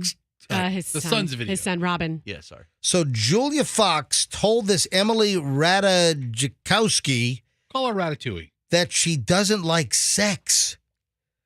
Julia Fox admitted that she doesn't like sex and is desensitized, 32 years old, and has talked about how her career as a dominatrix made her look at sex differently. She said that sex for me always has been one-sided, but I think all women can say that, so it's like I don't really need anything from you. I don't see the point. and she was on this podcast with this Emily Ratajkowski, and she says, I'm really desensitized to sex, too. Like, it's just not thrilling with me. All right. Okay. Thanks for letting me know now, before I bought the steak. Ratajkowski responded that she does like sex. I love it. And then Fox shared, see, I don't. I can go without. I'm like, oh, so good. I think when you're sexualized so young, people think you're really sexual. And that's always been a thing. And you know what? She's got a point here. Because when you look at a picture of Julia Fox, you're like, oh, man, she is hot. I'm sure she's having great sex all the time. And She has no eyebrows. She's not that hot. Oh, no, the no eyebrow look is so Dude, hot. so weird. Oh, the only thing make you hotter, Froggy, if you took those big old caterpillars off of from above your eyes. hey, Roxanne, have you ever known any of your girlfriends who did not like sex? Has this ever come up in any conversations that you've had with some of your female friends? You know, I'm trying to think. Years and years ago, I remember a girl who I knew through my ex-husband, and she and her husband waited until marriage, and then they started doing it.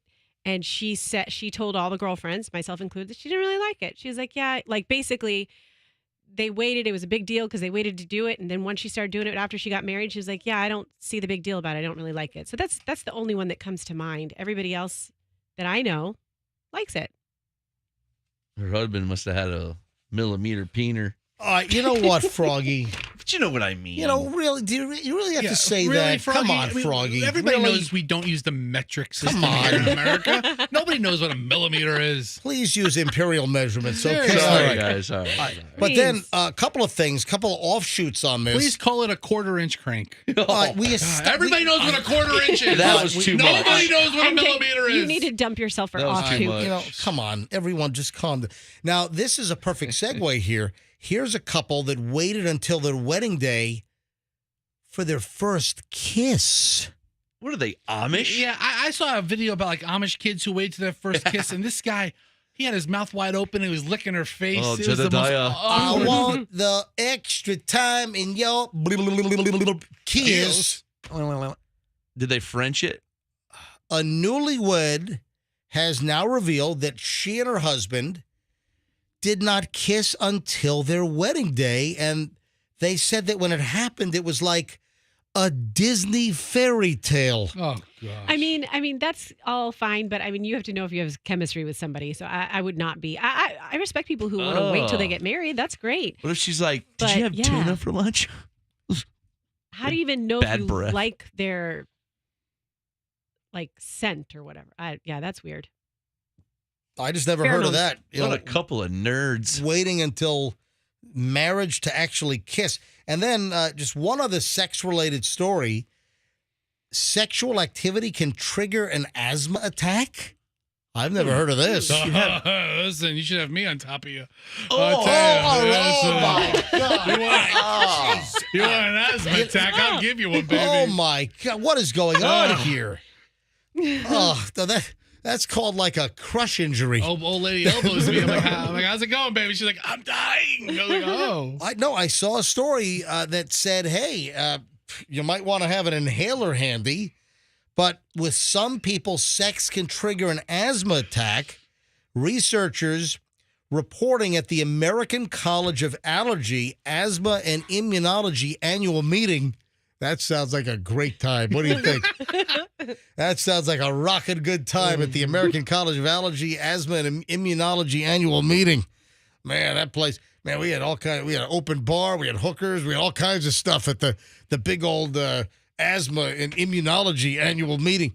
No, but the issue with asthma is that I guess a variety of sexual aids or enhancing issues to get couples kind of in the mood, I guess, could help precipitate asthma. So it could be perfumes, it could be scented candles, latex condoms. Some people, I know that some people are allergic to latex, right?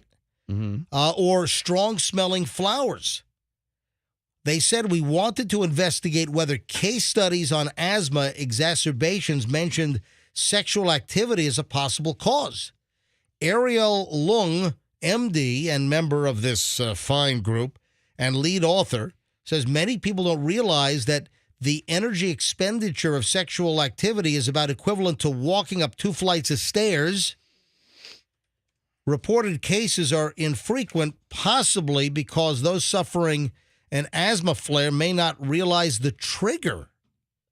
I have some science to add to this. But, hold on. Science. Roxanne's back in the Now, laboratory. We have more but science. it's the reporting of the asthma from sex that's underreported because they might not know the trigger, and we're revealing some of these triggers here. Okay, well, I think I have an explanation for this. Okay. Additional explanation. I just Googled, does sex clear your sinuses? Because Wait a minute. sometimes I've heard that from people. And so it does. So if you think about it, if sex clears your sinuses, then that means you're breathing in more potential allergens, which could induce an asthmatic reaction. How does sex clear your sinuses? Please explain. It does. I mean, I know it clears other things. All right, hang on a minute. How does it clear sinuses? All right, now. It's a natural remedy for sinus pressure, according to one theory. What? Yep, it is. Wow. According to one theory. Hey, I wasn't going to take calls on this, but what the heck? Phones are ringing on this. If you want to weigh in on sex and asthma, Hold on. I'm sorry. Roxanne said sex relieves Sinus pressure. sinus pressure, according to one theory. And I kind of looked at her, and she pointed to herself like She's the like theory. she has clogged sinuses. are you serious? So Doug just, hold on, you unclog your sinuses by doing it? Doug, I'm a little stuffed up in my left nostril. Is this an RR? Is this a Roxanne revelation this morning? No, I was just being funny, Fester. Okay, she points right to herself, and she mouths, like over enunciates, "It's me." Like, oh my God. No, because it's not me. I just did that to be funny to Fester. But if you Okay. think about it, it makes sense because I blood don't flow in know. your Now body. you're trying to cover it up. See, I've always heard like having sex alleviates headaches because it increases blood flow. Hey, Marilyn's on hold. Hey, Marilyn, welcome to the MJ Morning Show. Hi. Good morning. My husband has asthma, and the faster his heart rate goes during sex, it will. He has had to where I have an inhaler on my nightstand that I have had to grab, his rescue inhaler. It has triggered a full-blown attack. Oh, my God. You ever have to call 911? Almost once. It's when it gets to that crucial, then all of a sudden I'm looking, I'm like, oh, yeah, here's your inhaler. Breathe. My God. 911, what's your emergency? Yes, my husband's having an asthma attack. We were doing it. We were doing it. And now he can't. Listen to him. Listen to him. Give me the wheeze sound. Marilyn. Okay, Marilyn, we'll you're send. so hot. We'll send. Oh, Marilyn, you're so. This is so hot. And then he Hey,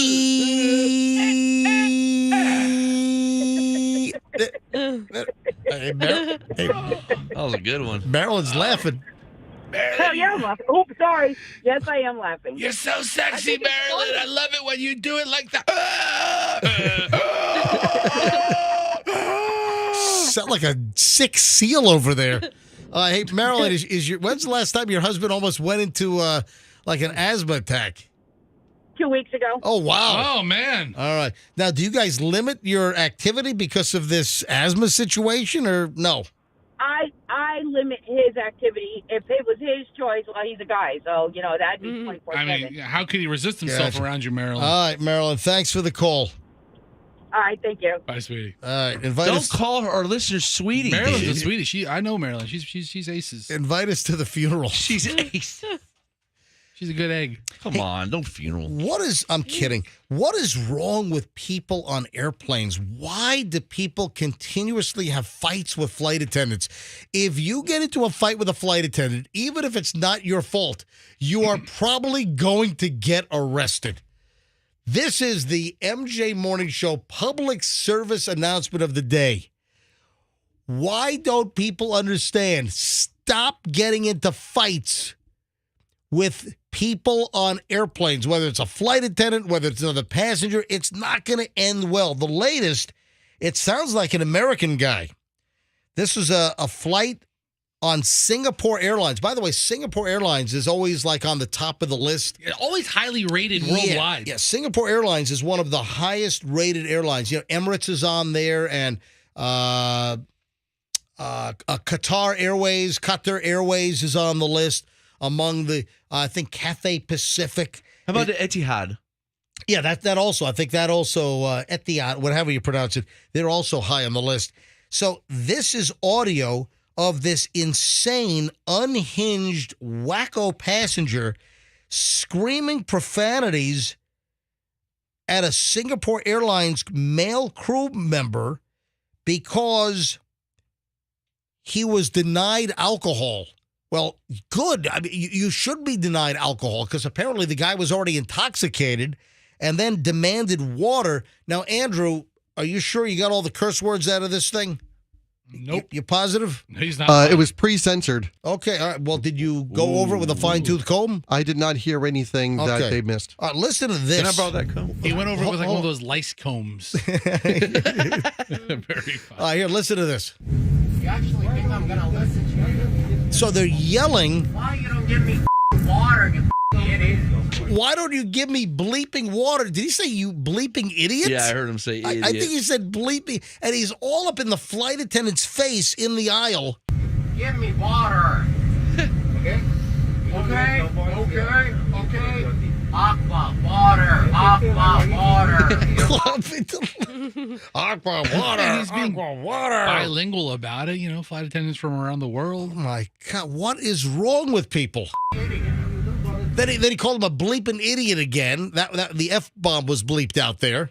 Off for me. I'm not interested. You think I'm interested in your off?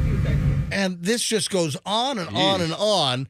And you have another passenger from, this was like a wide body. So you have the two aisles, and this was a passenger on the other side. I wish that somebody was closer so we could get a little better sound. But again, this guy was drunk, wanted more alcohol. They refused, then starts screaming, is saying, I want water, you bleeping idiot. Agua. And guess what happened at the end of the flight? Anybody want to guess? Policia? He had a great play. That is the applauding passengers in the cabin at the end of the flight when they came to the gate, when they had landed. Those were officers arresting this guy.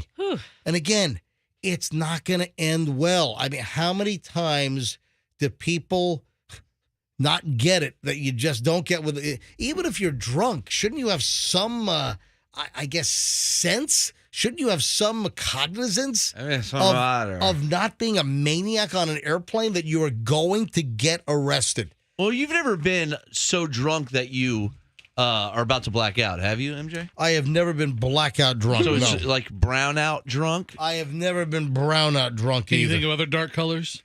Dark purple out drunk? I have never been deep Because purple. you get to a zone where you don't know what you're doing and you're in this weird, your body's just doing things, and maybe he was at that part. Is that an excuse? No, Okay. it's not. But he's obviously intoxicated and grumpy. And then we have another airplane story, which, again, this seems to happen too often, and you're going to get arrested. I want to keep this clean for broadcast, but a man was arrested after he allegedly self-pleasured on a JetBlue flight out of New York. That's why Oh, he he asked didn't for, have blue. That's why he asked for a blanket. What did you just say? But Roxanne, what? What? Oh my God. What? I'm sorry. I'm not going to repeat it. Sorry. I didn't say the whole thing. Say it. Go. What was What the did you- what was the partial sentence that you used? Well, he didn't have blue.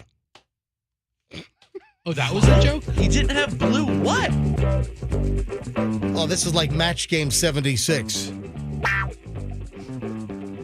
Right. Jerry was on a flight from New York to Detroit on JetBlue.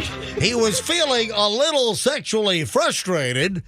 You could say maybe he had blue blank. Talking about ball.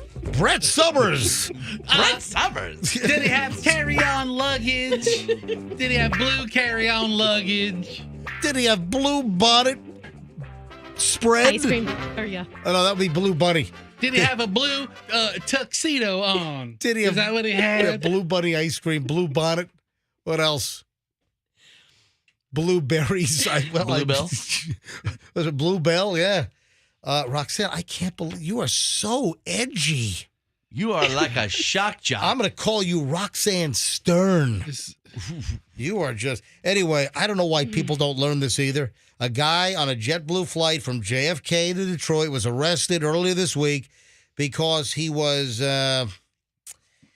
doing something to himself on the 2-hour flight. Was it a packed flight? I mean, if you have all three people in the row, that's just rude. But My God, you're banging him with your elbow and everything. the whole time, if you have like the middle seat open, Was he like acting like he was flying the plane with it? Like, So listen to this. Take forever. An assignment editor for WJBK television, I think that's one of the big Detroit television stations, was on board the flight, so that's going to make the news. Wow. Fox 2, WJBK in Detroit. The loot incident happened on flight 1019 JFK to Detroit on Monday. There was chatter what had happened when we were on the plane. The talk was that the passenger exposed himself, and now there was a little bit more, apparently. Crew members were notified about an incident involving potentially inappropriate behavior by a customer and moved passengers sitting near him away from the jerk. Oh, come on. I swear. come on. I swear that is in the article.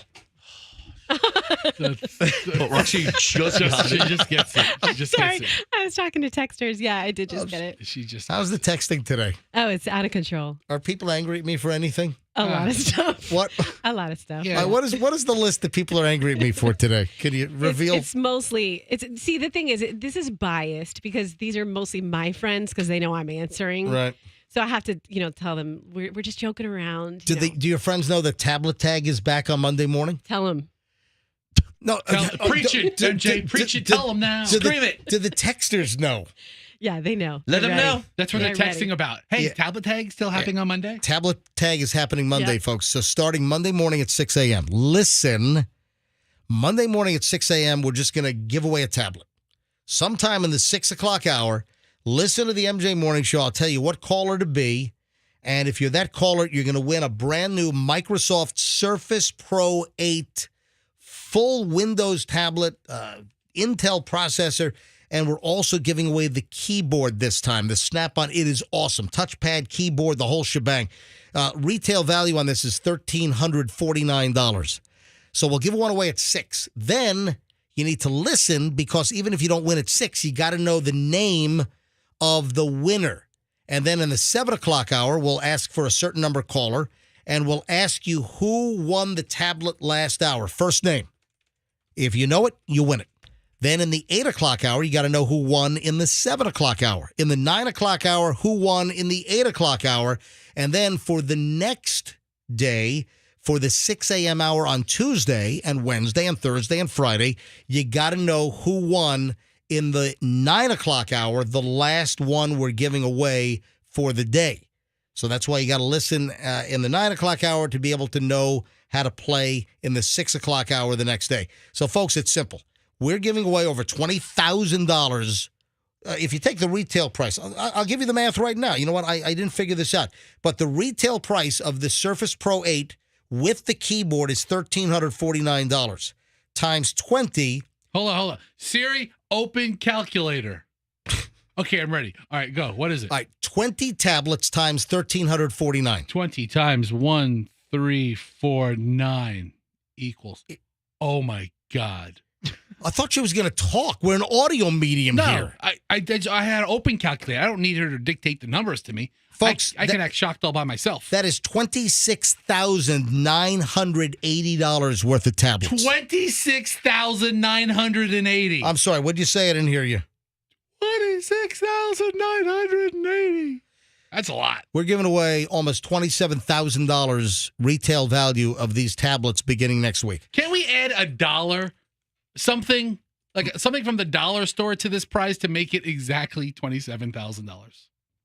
No. All right. So Monday, Tuesday, Wednesday, Thursday, Friday, every hour during the MJ Morning Show, 6, 7, 8, and 9 o'clock hours, we're giving away a $1,349 retail value Surface Pro 8 full Windows computer tablet with the keypad. It is incredible. This will replace any laptop you have. That's how good this thing is.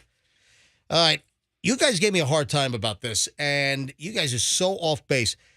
You guys... Who gave me a hard time? And this was about me going to dinner with the family out at a restaurant for Thanksgiving. Yeah, that was Fester. Was it Because I was very much in favor of it. No. Fester wanted me to go to the Golden Corral. Well, you make it sound like you have, we have plans for Thanksgiving. You have a reservation for Thanksgiving. You don't have plans. I thought you and Fester and the families were going to Golden Corral. No. Oh, you were gone Why that not? day. Yeah, you were out on Wednesday with whatever you had. Yeah. Listen, it's a folks, it's a deal. Let me fill you in here. We have no Chloe this year for Thanksgiving because she's in college. She's taking her whole junior year at St. Andrews in Scotland. And guess what? Surprise, surprise, surprise. In Scotland, they don't have half the week off for Thanksgiving break because they don't have Thanksgiving in the UK. So Chloe's not coming home. Just Julian's coming home from boarding school. And we asked Julian, hey, do you want us to cook fried turkey? You want the whole normal Thanksgiving? And Julian said, no, let's just go out for dinner. Wow, you really let those kids dictate your life, dude. Well, we let Julian pick. So I made a reservation for Burns. So we're going to go to Burns for Thanksgiving dinner. They open like at 3 o'clock. And that's where we're going. And then Fester's like, no. I had a better idea. Fester said, no, bring the whole family to the Golden Corral Thanksgiving buffet. And we can shoot a video and it can go viral and get, 82 views? All right. What's going to go viral about you going to Golden Corral? Okay, Fester's going to body surf on the buffet. I hate people who say it's going to go viral. Look, I didn't say it's going to go viral. I said it's going to be much more entertaining than whatever schlock he's going to put on his social media. Do you remember the last time he went to some fancy schmancy restaurant? The guy who made a flambe dessert, MJ goes, that dessert is on fire. That was the level of comedy. Guess what? It was Chloe. It was a 10-second reel, and that thing has like 10,000 views. Yeah, Smart guy. Because people clicked it expecting let me look hystericalness. No. And in 10 seconds, they got... No, it's Chloe's face because I'm singing out loud in the dessert room with the Bananas Foster flame going off, and I'm like, this dessert is on fire. And then Chloe gives me the, Dad, you're embarrassing me. I want to fall through the floor look. I think she was giving you the, Dad, you're embarrassing yourself look. Why don't you go to the other Burns? Have you heard of the other Burns with a U? Where everything's burned? Your steaks burned? That was that fondue place on US 19. Remember, did they catch some customer on fire? Oh, remember that? No. I don't remember. Seriously. Fondue place. No, that was years ago. I'm serious. So hold on, let me find the video at Burns of Chloe, and I'm telling you, it's got a ton of views. It's because it's Chloe's face. Listen, hell, it's got 15,700 views. That is the most viewed reel on my Instagram at Certified MJ Radio. Because it's the shortest. And you're making. Let me play it right now. Hang on, I'm going to play it right now. This Bananas Foster's on fire. And then it's Chloe. She gives me the look. Jeez. You have to listen to Count Basie while you're having dinner there? What, did Burns hire the band from Star Wars? Listen. Hans, I have a mission. Folks, what do you got? if you want to see the video, and you should follow me on Instagram because you never know what's going to happen, give me a follow at Certified MJ Radio. That's Certified MJ Radio. The point I'm trying to make here, guys. That little man in table 2 is being obnoxious. He's screaming, this dinner's on fire. Remove him. Why are you trying to sound like Cameron from Ferris Bueller's Day Off? Because it's my fancy voice. Obviously. Mr. Rudy. Mr. Rudy. All right. Can I finish my story now, guys? Go ahead. You just, I don't even know what the story is anymore. What is it? Yeah, what is it? that I'm not wrong about going out to dinner. No one said you were. Thanksgiving inflation means that eating out and not cooking a feast at home is the better move for your wallet. Yeah, I agree. Are you drunk. Inflation, the price of turkeys because of the avian bird flu. Apparently, this year it may be smarter to eat out versus cooking at home. This is a report from the bank Wells Fargo. Oh, great. What? Oh, I'll believe Wells Fargo. The study, yeah, they've had a bunch of problems over the years. Yeah, but tell me how to manage my money, Mr. Fargo. they got a bunch of rackets going on. But all right, so the study, which compared consumer price index data from November 21 with November this year, found that the cost of food away from home has increased at a rate of 5.79%, but the price increase that consumers will see at the supermarket to cook at home is up nearly 10%, and some items are even more than that. So you guys are looking at me like I'm a dummy, but eating out, it looks like this is the smart move this year. They're talking about the Golden Corral. You know that, Yeah, I don't right? think they're talking about I don't think they're birds. talking about like the Bird Steakhouse. Yeah, I mean, all things being equal, You we're don't being think- straight with each other. You don't think they're talking about a bottle of 1982 Chateau Lafite Oh, yeah, you'll save much more money. It's much more economical to do that at a restaurant than at the house, man. versus $2 Chuck or something? Me and Margaret are trying to enjoy our 30th I mean, plus, you cook anniversary. Thanksgiving dinner at home. Even if it's gone up a little bit, you make enough food for 50 people. I'm going to invite Abe Froman, Yes, the Sausage King of Chicago. Yes. That's right. Once you go out, Yeah. you won't stop going out. Little tip there. I think we've been out because we've been in New York for a couple of Thanksgivings. Like when we were here and living in Tampa, we traveled to New York for Thanksgiving. We'd go out to Thanksgiving dinner like at a steakhouse or something. So listen, we're going to go to Burns this year. But according to this report, Thanksgiving at a restaurant might be more economical than doing Thanksgiving at home. All right, when we get back, did you see what came out of the pandemic? Did you see what attractive female students? Did you see what happened? Oh, this is interesting. Yeah, if you have what about non-attractive female students? They were part of the study. I mean, They stayed the you have to same. look at the study. All right, hold on. So Roxanne, you're fully aware of this, right? Yes. All right, you got to hear this full report from Roxanne next, and a whole lot more. Don't move. We're back in minutes on the MJ Morning Show here on Q105. Now.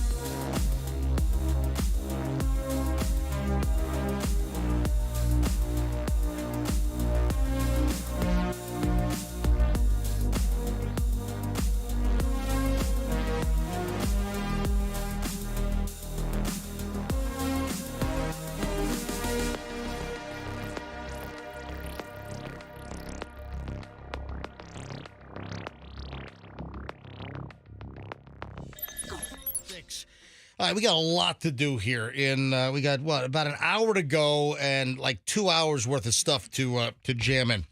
First of all, don't forget Tablet Tag is back on Monday. We're giving away a tablet every single hour next week during the MJ Morning Show. So Monday, Tuesday, Wednesday, Thursday, Friday, the 6 o'clock, 7 o'clock, 8 o'clock, and 9 o'clock hours. Listen next week for Tablet Tag. We're giving away 20 Microsoft Surface Pro 8 tablets with the keypad. Retail value $1,349. Thanks again to our buddy, DonTheITGuy.com. That's DonTheITGuy.com, because he's helped to facilitate this again. So spread the word. Let everyone know that Monday morning, 6 a.m., we give away the first tablet, and you want to listen because that's an easy one. That's what we're going to tell you what caller to be, and then after that, you have to know the name of the previous winner, and then be the right caller. Tablet Tag on the MJ Morning Show here on Q105. All right, Roxanne, before the break, we were talking about this interesting new study, and it has to do with attractive female students got lower grades during the pandemic, during remote learning. Would you like to fill us in on this? Yeah, I mean, when you think about this just off the top of your head, they did this study and they found that it wasn't, so the hot females, they did better in person with their grades and worse online. So these are female attractive college students. Yes. Who would get higher grades in person, did not get the same high grades during remote learning. And are we to assume that professors give the hot female students a little bit of a grade bump because they're hot? Well, the scores did not change for the males in person or remote learning. What if a female professor found a male hot? Or what if that happens. What if a gay male professor found one of the guys hot? Happened to me. Great point. Professor, what are you mumbling at? I said that happened to me, boy. Oh, okay. Tell you what, man. But according to the people who are analyzing this study, most I'm sorry. Go ahead. Yeah, sorry. According to the people analyzing the study, most professors are male. And then maybe you would look at that pool of male professors and assume that more of them are heterosexual. This is so they're saying this is likely a factor. But this is so sexist. I'm offended by this. Me too. Being an ugly man, I'm offended. And everybody should be offended by this. MJ, you must be too. I mean, you're a disgusting looking man. You must be horrified by this research, MJ. Hold it. You're calling me? Really? Collectively, we're three very ugly men. You have the gall to call me an ugly man? MJ's better looking than you, Fester. What? No way. Fester, Maybe. Your weight overtakes it. No. Yeah. I am funnier. A lot. Oh, really? Yeah. Okay, all right. Are you guys done talking about how go ahead, you look? Rox. Okay, so this study shows the main takeaway is that there is a beauty premium both for males and for females when teaching is on site, because they also found that the female teachers gave the good-looking males better marks. Whatever. Tell me some big gross teacher will be like, we're going to be Eddie of a good grade. And she looks like my go-to ugly woman, Susan Boyle. Froggy, stop with that, please. Susan Boyle's a beautiful human being. She's lovely. I don't know about beautiful. But. So, Roxanne, but it's mostly male professors and the female students in the study. Yes.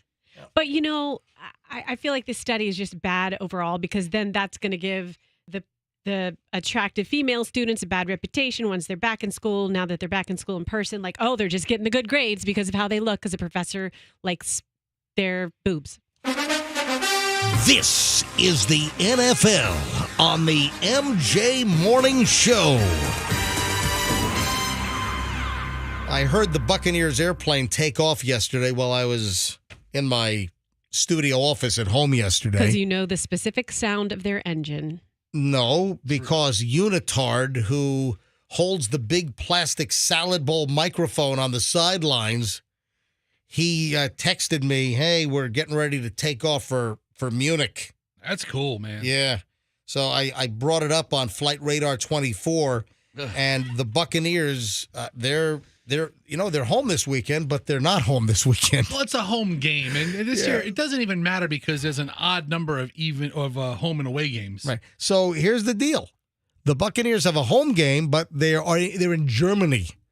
What's the point of this? Yeah, this is what the Bucs need. The Bucs are struggling on the field during like regular sleep patterns, and being in town on home field, they're struggling. Yeah, let's take the Buccaneers and take them to Munich, Germany. That's got to work well. So I don't think it matters where they play. They've been stinking up the joint last They couple have. of games. You know, Brady had that amazing drive in the last 45 seconds last week. I mean, that's the Tom Brady we want to see.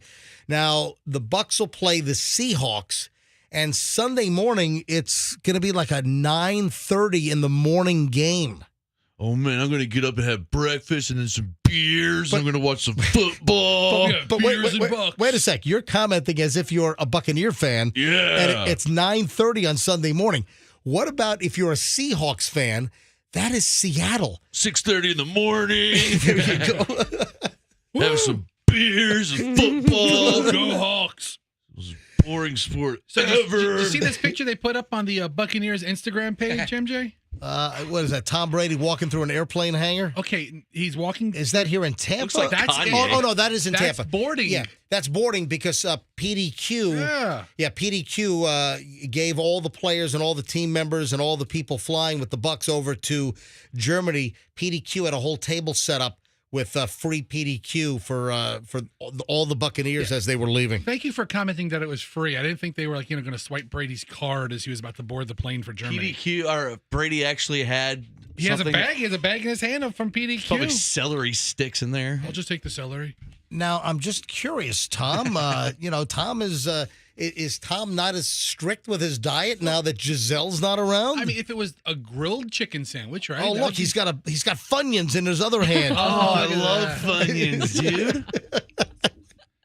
So the Buccaneers are in Germany, and we'll see how they do. I got to be honest. It's such a gimmick. I think it's a silly gimmick. Yeah, plus, it's so fast. They left yesterday. The game is on Sunday. I don't want to fly to Europe for 2 days. They should wear lederhosen.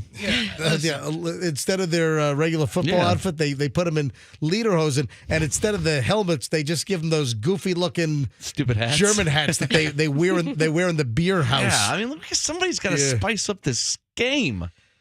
Anyway, Unitard, who used to be on our old MJ morning show. Unitard. His name's Chris. Oh, his name Can't is. anybody take you seriously when you call him Unitard? But that was his name. His name was Unitard. I still call him Unitard. I still call him Uni. We all call him Uni. But I think we've become desensitized to how horrible that name is. Now, he texted me yesterday that, hey, we're flying an Airbus A350 over to Germany. What a nerd. what and a dork. That's a nice plane. They flew Virgin Atlantic.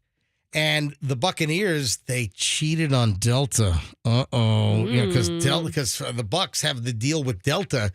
Delta flies the Buccaneers to all the away games. But apparently, since this was an overseas game, the NFL paid for the airplane instead of the Buccaneers. So the NFL, they contracted Virgin Atlantic, which, by the way, Virgin Atlantic just came to Tampa International Airport. And they flew an Airbus A350 1000 series. And does Tom Brady get first class, or does he sit back and coach? He flies. the plane. he. So I talked to Uni before, and like the players, I mean, the coaches and the owners of the team get the first class. Maybe some of the star players, which would probably be Tom. Yeah, I bet he does. But then there's 3 seats in a row, and they put a window and an aisle, and the middle seat's left empty for the players. And then like all the media or the field operations, They're like crammed Uni, in the back. Uni probably got a middle seat. He probably got the last row that doesn't recline. No, they fly separately from the team. Do they? Yeah, because I've asked them. Okay. No. They flew one plane. Yeah, I think it's a big plane where they jam Okay, everybody now- on now, there. I lied. I don't know. Hold on. No, sometimes I've seen 2 Delta flights go to the Bucs away games, leave Tampa International, and sometimes I only see 1 plane. So I don't know how that works. Uni could have walked right up to Tom Brady's seat, They gave him a Dutch oven or No, something. They- Uni got wedged in the middle seat between Gene Deckerhoff And This seat's amazing, isn't it? We got a crop dusting here. Unitard. Oh, my. Unitard just walked by Tom Brady's seat and crop dusted Tom Brady. Hang on a second, Unitard. Get ready for this. Oh, enjoy your flap. So Uni sent me the information. I brought it up on my flight radar, and they took off on Tampa International's runway 19 right, and that rolled right by my house in South Tampa. So I could hear the engines as they looped around around MacDill, and then they headed east toward Germany yesterday. But they cheated on Delta. They're on Virgin Atlantic. How about that? So go Bucks. They got to obviously make a little time adjustment. Body clocks. You don't get your body clock in. You arrive in Germany on Friday morning, which was this morning Germany time, and your body clock is not going to be all synced up and ready to play football on Sunday. I just think the whole overseas football stuff is I think it's a waste, to be quite honest. They should go to North Korea and play. You want to watch an awesome game? Let's watch the crowds of North Korea cheer for Brady. Hey, what is going on with Madonna? Is she so desperate for attention? Madonna now is on the ground licking water out of a dog bowl. Good for She her. already made her face look some kind of like an alien. I don't know what, we talked about this last week, if I'm not mistaken, or maybe it was earlier this week. Madonna she's looking like a space creature. She's looking like something out of a sci-fi movie. She's had so much plastic surgery done on her face. It's stretched tight. It looks like a triangle now. And now she's on her belly, her hands out, and she's licking water out of a stainless steel doggy bowl on the floor. She has adult children. Mother, what are you doing? She is 64 years old, all right? Forget about adult children. Let's put it into perspective. Okay. She is 64 years old. Okay. Could you imagine? Did you hear this part too? I haven't seen the pics, but reading the story, in a few of the pics, she posed with a motorcycle in a food pantry. Okay, normal. Then things got strange when she began posing sexually with the sriracha and mustard bottle. Well, I'm about to get to that. And what'd you call it? What? I can't say that word. It's sriracha. It's Sriracha? It's Yes, achia. You've just included the talking voice on the iPhone Yeah. with cucaracha or something. A sriracha. Sriracha sauce. Yeah, sriracha sauce is that red sauce with the green cap and the rooster in the middle. It's the hot, spicy sauce. I know what it is. Yeah, so she is squatting over a bottle. Look at this thing. Mom, she is squatting over the bottle, the pointy tip of a sriracha hot sauce bottle. That is so creepy. And she's licking water out of a dog bowl. And what was she doing with the mustard container? She's got to be careful. She slips in those boots. What is she doing? What is going on with Madonna? I love her. Good for her. I Is love she on crazy. drugs? But it looks like she's in a warehouse. You see the shelves? Yeah, I think that's a Ferguson warehouse she's in. Where is she? It looks like there's all kinds of food and junk. Is that kosher salt on the bottom shelf? I don't know. That I'm might going be. to stick this in my armpits. That's the only thing kosher. No, in look that at the building. ceiling though. She's in like a metal warehouse building. Yeah, that's very strange. But I did find the mustard picture. She's trying to put that up her butt too. I mean, I like French's mustard up my butt. Yeah, so does Madonna. Excuse me, hold on. Pardon me. Do you have any Grey Poupon? I'd like to shove it up my butt. Well, it's Grey Poupon. Is that what she's using? Is that the brand? Is that the brand? it's great poop in. I mean, if she's using poupon for poo poo. Anyway, come on, Madonna. I mean, really? Yeah, it's getting a please. little old Yeah. after 35 years of this. I want to just knock it off. All right, Tom Brady and Gisele Bündchen. I don't want to spend a lot of time on this, but there are a couple of things. First of all, now Tom Brady and Gisele Bündchen could be wrapped up in this whole FTX crypto collapse. This is a mess. FTX is it's a crypto exchange in order to buy different types of crypto. Is that correct? So a couple of weeks ago, this was a very, very influential trading platform in the crypto market. And now it's about to go out of business. Right. What happened was a billionaire investor announced that he was taking out his money. And then questions arose, is FTX completely liquid? And then people started freaking out. There might be people who lose. I mean, who knows? You know, I saw Bitcoin the other day, and I'm not in any crypto. Folks, I don't believe in the crypto at this point. I've never bought crypto. I don't own crypto. You got people that bought it at $50,000, $60,000 a coin. I saw Bitcoin at 15,000 and change the other day. It's back up now to 17,165. Yay. But listen, Bitcoin's the biggest. The other ones are getting hammered even more. But here's the deal. Couple of things here. So what does Larry David from Seinfeld and Curb Your Enthusiasm, what does he have to do with Tom Brady and Gisele Bündchen? Well, first of all, Tom Brady and Gisele, they risk losing their entire investment in the FTX exchange because their fortune could be affected because I don't know how much money they have invested. It's got like a negative value now. Yeah, but Tom Brady and Gisele Bündchen are caught up in the collapse of this FTX cryptocurrency exchange. Am I the only one who's absolutely shocked that they put their, not just them, other big name celebs put their names behind this? All right, hold on a minute. We're going to get to the Larry David thing here right now. So people are not, this is going viral. People are saying, oh, Larry David, maybe he had the right idea. Because in the crypto FTX commercial that ran during the Super Bowl earlier this year, Larry David was being the kind of the curmudgeon poo-pooing it. I don't. Here, listen to this. It's a safe and easy way to get into crypto. I don't think so. And I'm never wrong about this stuff. Yes. That came to fruition. That was in their commercial. So was Larry David invested and did a part of it? I don't know, but listen, that's a good question. In the commercial, everyone's all high on crypto and oh my God, crypto. And here's Larry David playing the counter, almost like he's the idiot, he's the outsider, he's the curmudgeon that doesn't believe in a sure thing. I'll tell you, it's the best, Jerry. It's a sure thing. And Larry David, it's a safe and easy way to get into crypto. I don't think so. And I'm never wrong about this stuff. And that is going viral now that, oh, Larry David looks like he had it right. But like Froggy said, he probably really is invested in it since he was in the commercial. So I don't know. He was wrong about it. And then one other thing with Gisele and Tom.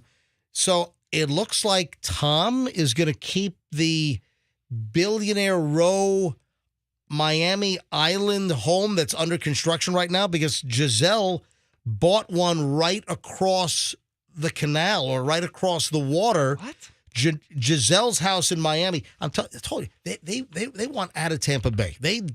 Tampa Bay is not sophisticated enough for them. It's okay. It's great for me. I don't care. The water's not blue enough here, Tom. Essentially. So brown, it looks like tea. According to TMZ and other sources, Gisele Bündchen bought an $11.5 million home in Miami right across from Tom Brady. She's closed on the house, and it's right across the water, right across the canal or whatever you want to call it, from where the new house is being constructed, which I guess they were going to both live in, but I guess that's going to be Tom Brady's house now. Gisele was buying the house, and it has all to do with co-parenting and making it easy for the kids to go back and forth. You talk about easy. You've got Benjamin 12, you got Vivian 9, the Tom Brady kids. They're going to be able to just jet ski. Well, they can just take a rowboat or a kayak or maybe swim. They can make the kids swim across the canal to go to mommy's house. I'm going to paddleboard Mom's. Be right back. 6,600 square feet. All the bells and whistles, they say. Oh, that's the latest. And guess who lives right next door to Gisele's new house? Rosie O'Donnell. Carrot Top. No and no. Adriana Lima. She lives in that neighborhood, and that's her best friend. Yeah, she might, but not next door. Let me give you a hint. You ready? Airport. Tom Hanks. Snacks. The Cheeto guy. Chester Cheetah. Chester Cheetah. Magazines. Newspapers. Murdoch. Gummy bears. I'm so confused. Mr. Haribo. Inflate. Oh, our off-air thing just went off again. Son of a. Okay, it's fine. It's fine. Are we back on the air? I mean, How long were we off? It ran for like 4 seconds. Oh, Jesus. All right. Gummy bears. Oh, the Albanese family. Inflatable neck pillows. The Sky Mall founder. Hudson. What? The Hudson family. Yes! Come on, those clues suck. What are you talking about? It could have been a Walgreens. It could have been a Kmart. It could have been a Circle K. I listed everything they sell. I mean, overpriced peanuts. Exactly. Beef jerky, you didn't even say. A $12 bag of gummy bears. $17 bag of Jack Links. Well, the Hudson family that owns all these airport. A $9 Milky Way. No, seriously.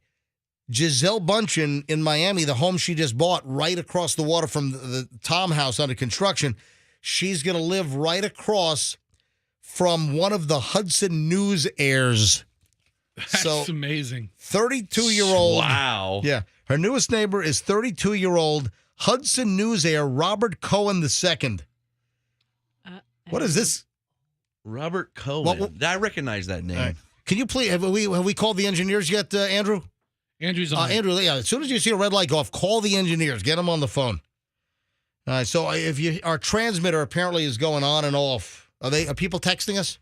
Yeah, we just got one.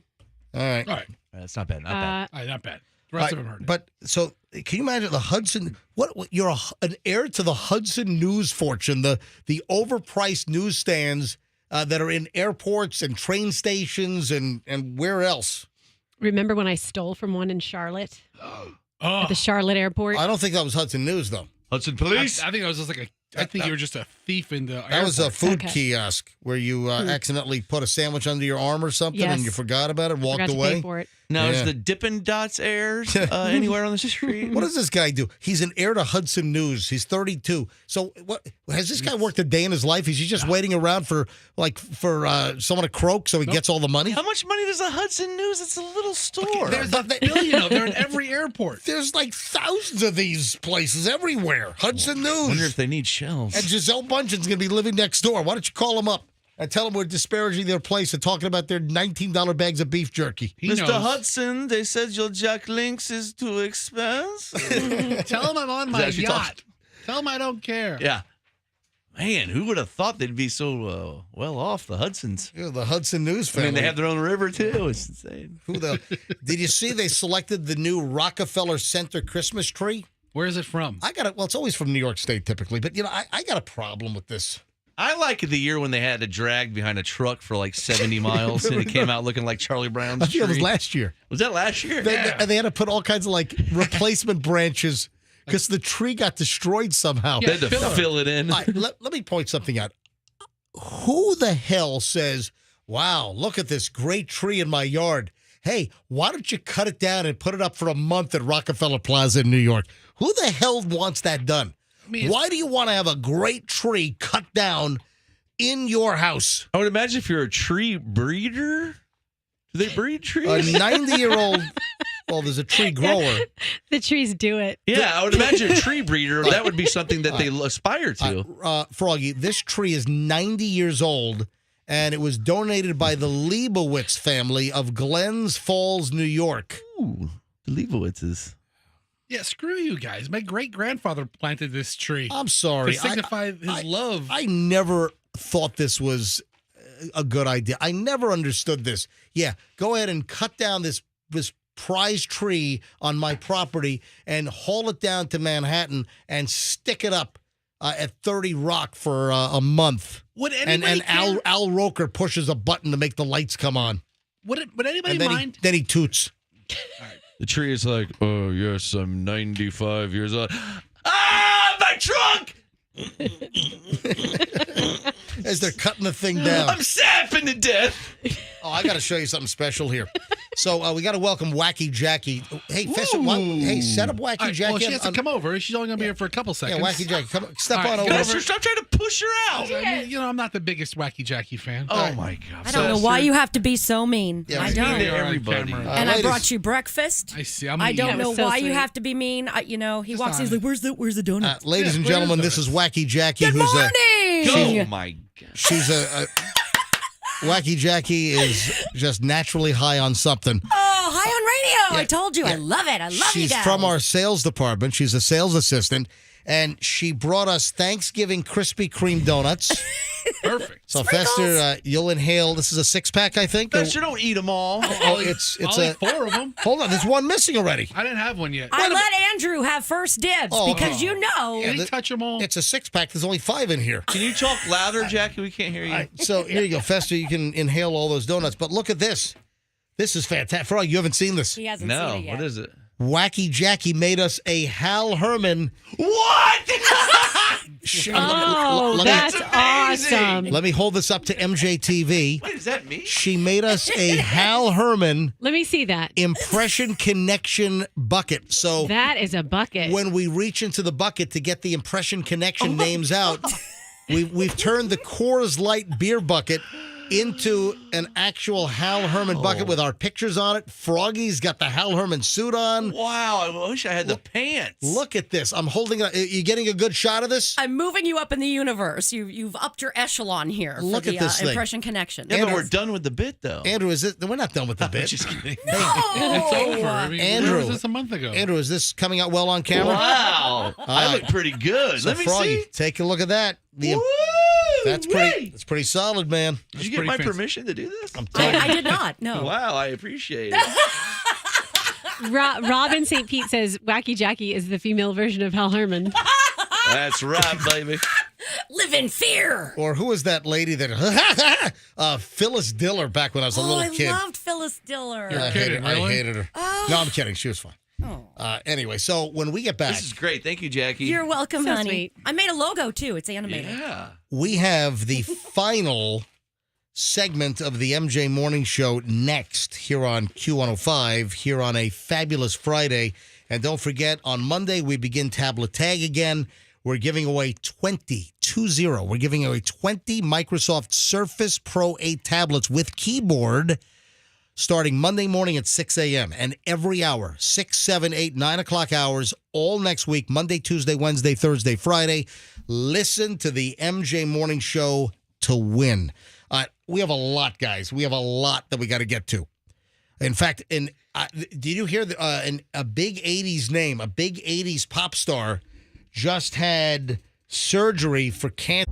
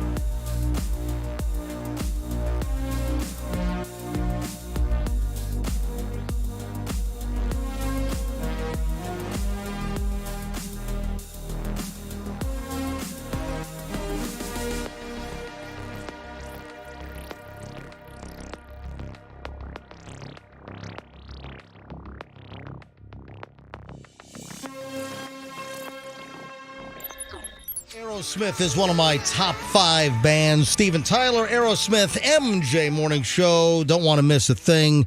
Oh, Bruce Willis, right? That was used in the movie Armageddon, right? Wasn't that? No, now Bruce Willis is missing everything. Well, no, there's a Bruce Willis update. Yeah, there's a Bruce Willis. I'll get to that. And guess. Let's talk about the Bruce Willis update. That's the worst imitation. You would fail on Impression Connection if. But who was I doing? Bruce Sylvester Stallone. No, exactly. Oh, no. Right? I said, guess who has an update on Bruce Willis? And I went, hey, I'm Bruce Willis. Oh, I thought that was the impression of Bruce Willis. I don't know what he sounds like these days. No, that's terrible. No, Sylvester Stallone. I was trying to do Sylvester Stallone. All right, hold on. First, like a Kentucky Fried Idiot. All right. All right. First of all, I got a little pile of celebrity stuff we got to get to. Adidas says that they're going to relaunch the Kanye West shoe designs. You know, the design themselves have been popular. Right, but without the Yeezy name. So Adidas is trying to salvage the $2 billion a year deal of selling these Yeezys because Kanye's like all Nazi now. And now Adidas says, hey, they're going to relaunch the designs. They're just going to cut out the Yeezy name and see what they can make. Just attach another rapper's name to it. And then also by doing this and taking the whole Kanye Yeezy crap out, it could save Adidas over $300 million in royalty payments. Well, also that would make it, you would think, more affordable, right? It'd lower the price. They wouldn't Give charge. it to Shaq. Call them Shackies. Yeah, we have cut the Nazi middleman out, so we're passing the savings on to you. You know about Shaq.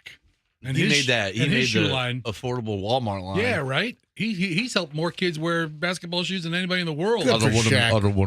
I like Shaq. Other than, I don't think he's got the best taste in pizza, but that's a whole different deal. Kanye tried to go after Shaq. Did you see that online? No. Kanye's looking to get killed. And Shaq just shut him down, boy. He said, listen, to quote you, I have more money than you, so why would I listen to you? Did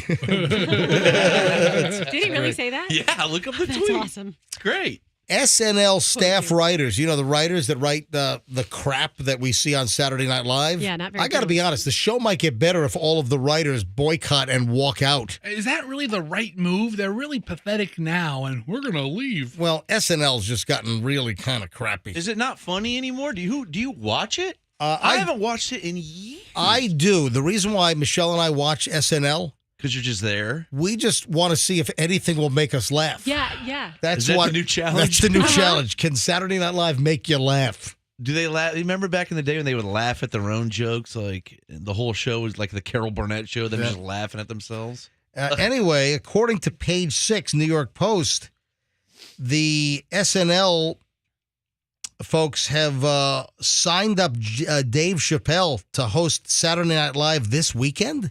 Wait a minute. How is this just coming out of nowhere?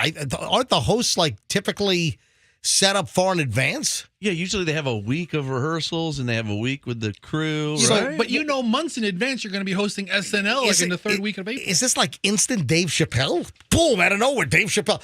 Well, a bunch of the staff writers have gotten all bent out of shape. They're furious that Dave Chappelle's bringing in because of some of the transphobic or homophobic jokes that he's told. The bottom line is everybody is sensitive these days. If you've got a comedian that makes fun of everybody and everyone is a joke and no one is deliberately singled out. I saw something, and, this will mean something to a good portion of our audience. The director of Airplane, the original Airplane movie, back in 1980, I was like 14 years old when the thing came out, 13 or 14. And the director just did some kind of interview and said that the woke behavior in Hollywood is ruining comedy. That everything's just so politically correct. So what's happening is a bunch of the writers on SNL are all ticked off that they signed up Dave Chappelle to host, and now they're saying that they're boycotting. They're not going to do the show. Comedians. None of the actors are boycotting, but some of the writers are sitting it out because they don't want to work with Dave Chappelle because he's made some homophobic comments. But they're jokes, and he will make fun of everybody. Dave Chappelle could probably pick up the phone and call a couple of buddies and have like 4 guys in a writing room that could come up with funnier stuff than the whole team at SNL. All right, listen to this. I hope she has a speedy recovery. We have heard that a 1980s pop icon has been treated for colon cancer, that she had colon cancer surgery, Grammy nominated, revealed that she was diagnosed with colon cancer earlier this year. She's now 60 years old. Oh, my God. Can you name this song in one note? Are you ready? Yes. Tell it to my heart. Oh, my God. Whoa, that was fantastic, guys. Taylor Dane. Yes. I thought it was Martika. Taylor Dane, diagnosed with colon cancer and had surgery. She said that she fought a dark battle with the disease. She did a recent interview with Good Morning America. I guess the first that she's revealing this. I've always liked her.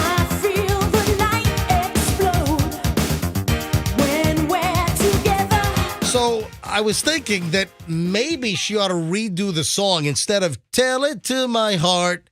Maybe she ought to re-sing it. Colon cancer. I don't know. Maybe. Are you serious? Tell it to my butt. I don't know.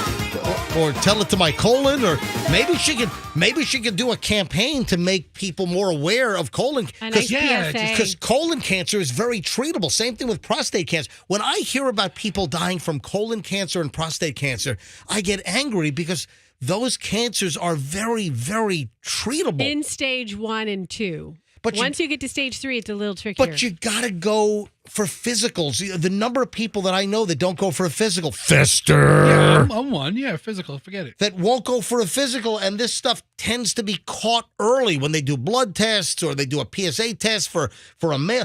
I mean, why don't people go to doctors to get tested and stop? I'm telling you, Taylor Dane needs to do a campaign. Oh, I got it. What? Have worries about your colon? Be like Taylor Dane and play it. Tell it to your doc. Oh, that's nice. Sure. Tell it to your doc, or yeah. I think I like working colon in better. Tell it to your butt is better than that. Yeah, that was my first one. That was like, tell it to my butt. Just tell it to your doc. What? Does she have any other hit songs? Yeah, no. She had a bunch of them. Andrew, what were her? Tell It to My Heart. She did, what else? Tell It to My Butt. No, she had a couple of slower ones. With every beat of my heart. With every beat. Yeah, what else? My love Don't rush me. I don't remember My that love one. is swollen like my colon. Yes. Please Prove stop. your love. Oh, that's right. Prove Your Love. Yep. But Yeah. Tell It to My Heart was her biggest hit. So Yeah, that's a big one. I always liked Taylor Dane. And Taylor, I wish you a speedy recovery, and hopefully you're, looks like she's on the, looks like they got it. Looks like she had the surgery, and looks like she's okay. Prove your love.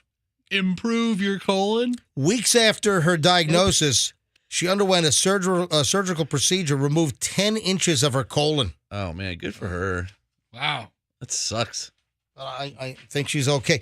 All right, Sylvester Stallone. Adrian. What are you doing? You sound like a stroke victim. I mean, if Sylvester Stallone had a stroke, that's what Like this, Adrian. So Sylvester Stallone has given an update on Bruce Willis's condition with the aphasia battle, and I feel so bad for Bruce Willis. He's going crazy. I always found Bruce Willis just so likable. Yeah.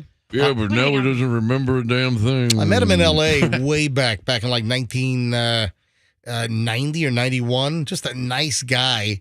And Sylvester Stallone says that they've been friends for decades, but he's been incommunicado, has not spoken to him, nothing. It's like he's being totally blocked and walled off. How is that an update then? That's the worst update yeah, ever. it really the update is I haven't talked to him in months. That's not an update. What else will we get out of here? We can't do it justice, but I wanted to talk about the Jennifer Aniston story. Let's do that Monday. Okay. All right, save it for Monday. A couple of quickies here. In Aaron Carter's posthumous memoir that's coming out, there's a revelation. So Aaron Carter's got a memoir coming out. What timing? So Aaron Carter recalled that Michael Jackson was once standing in front of the bed where he had fallen asleep, and Michael Jackson was there standing in his tighty-whitey underwear right at the foot of Aaron Carter's bed. Oh my God, what a nightmare. My God. Kidding me? Aaron, wake up. Wake up. Allegedly happened at Jackson's Neverland Ranch back in August of 2013 when Aaron Carter stayed there when he was only 15 years old. And in the middle of the night, he wakes up and Michael Jackson just standing there in tighty whitey underwear. Aaron. I wonder if they're talking up in heaven right now. Aaron, welcome to heaven. I don't think they're in heaven. No offense. Listen, I think the devil's like, Michael, dance. That's Fester, Michael Jackson's not in hell. Yes, he is. Okay, maybe. Oh, dude. So we're at the playground the other day with the kids. Dude, I got to shut things Hold on, down. hold on. What are you This is doing, quick- Fester? This is a quick Michael Jackson Are story. you insane? This is a quick Michael Jackson story. We're at the playground, and one little kid, 6 years old, running around to all the other kids. And my son Hudson's there, and he's running like, "Hey, did you guys know who Michael Jackson is? Do you know who Michael Jackson is?" And he's making a commotion, and I'm like, "Oh crap!" And I look at the kid and I go, "Kid, who's Michael Jackson?" He goes, "A singer." I was like, "Oh, thank God." All right, go ahead, get out of here.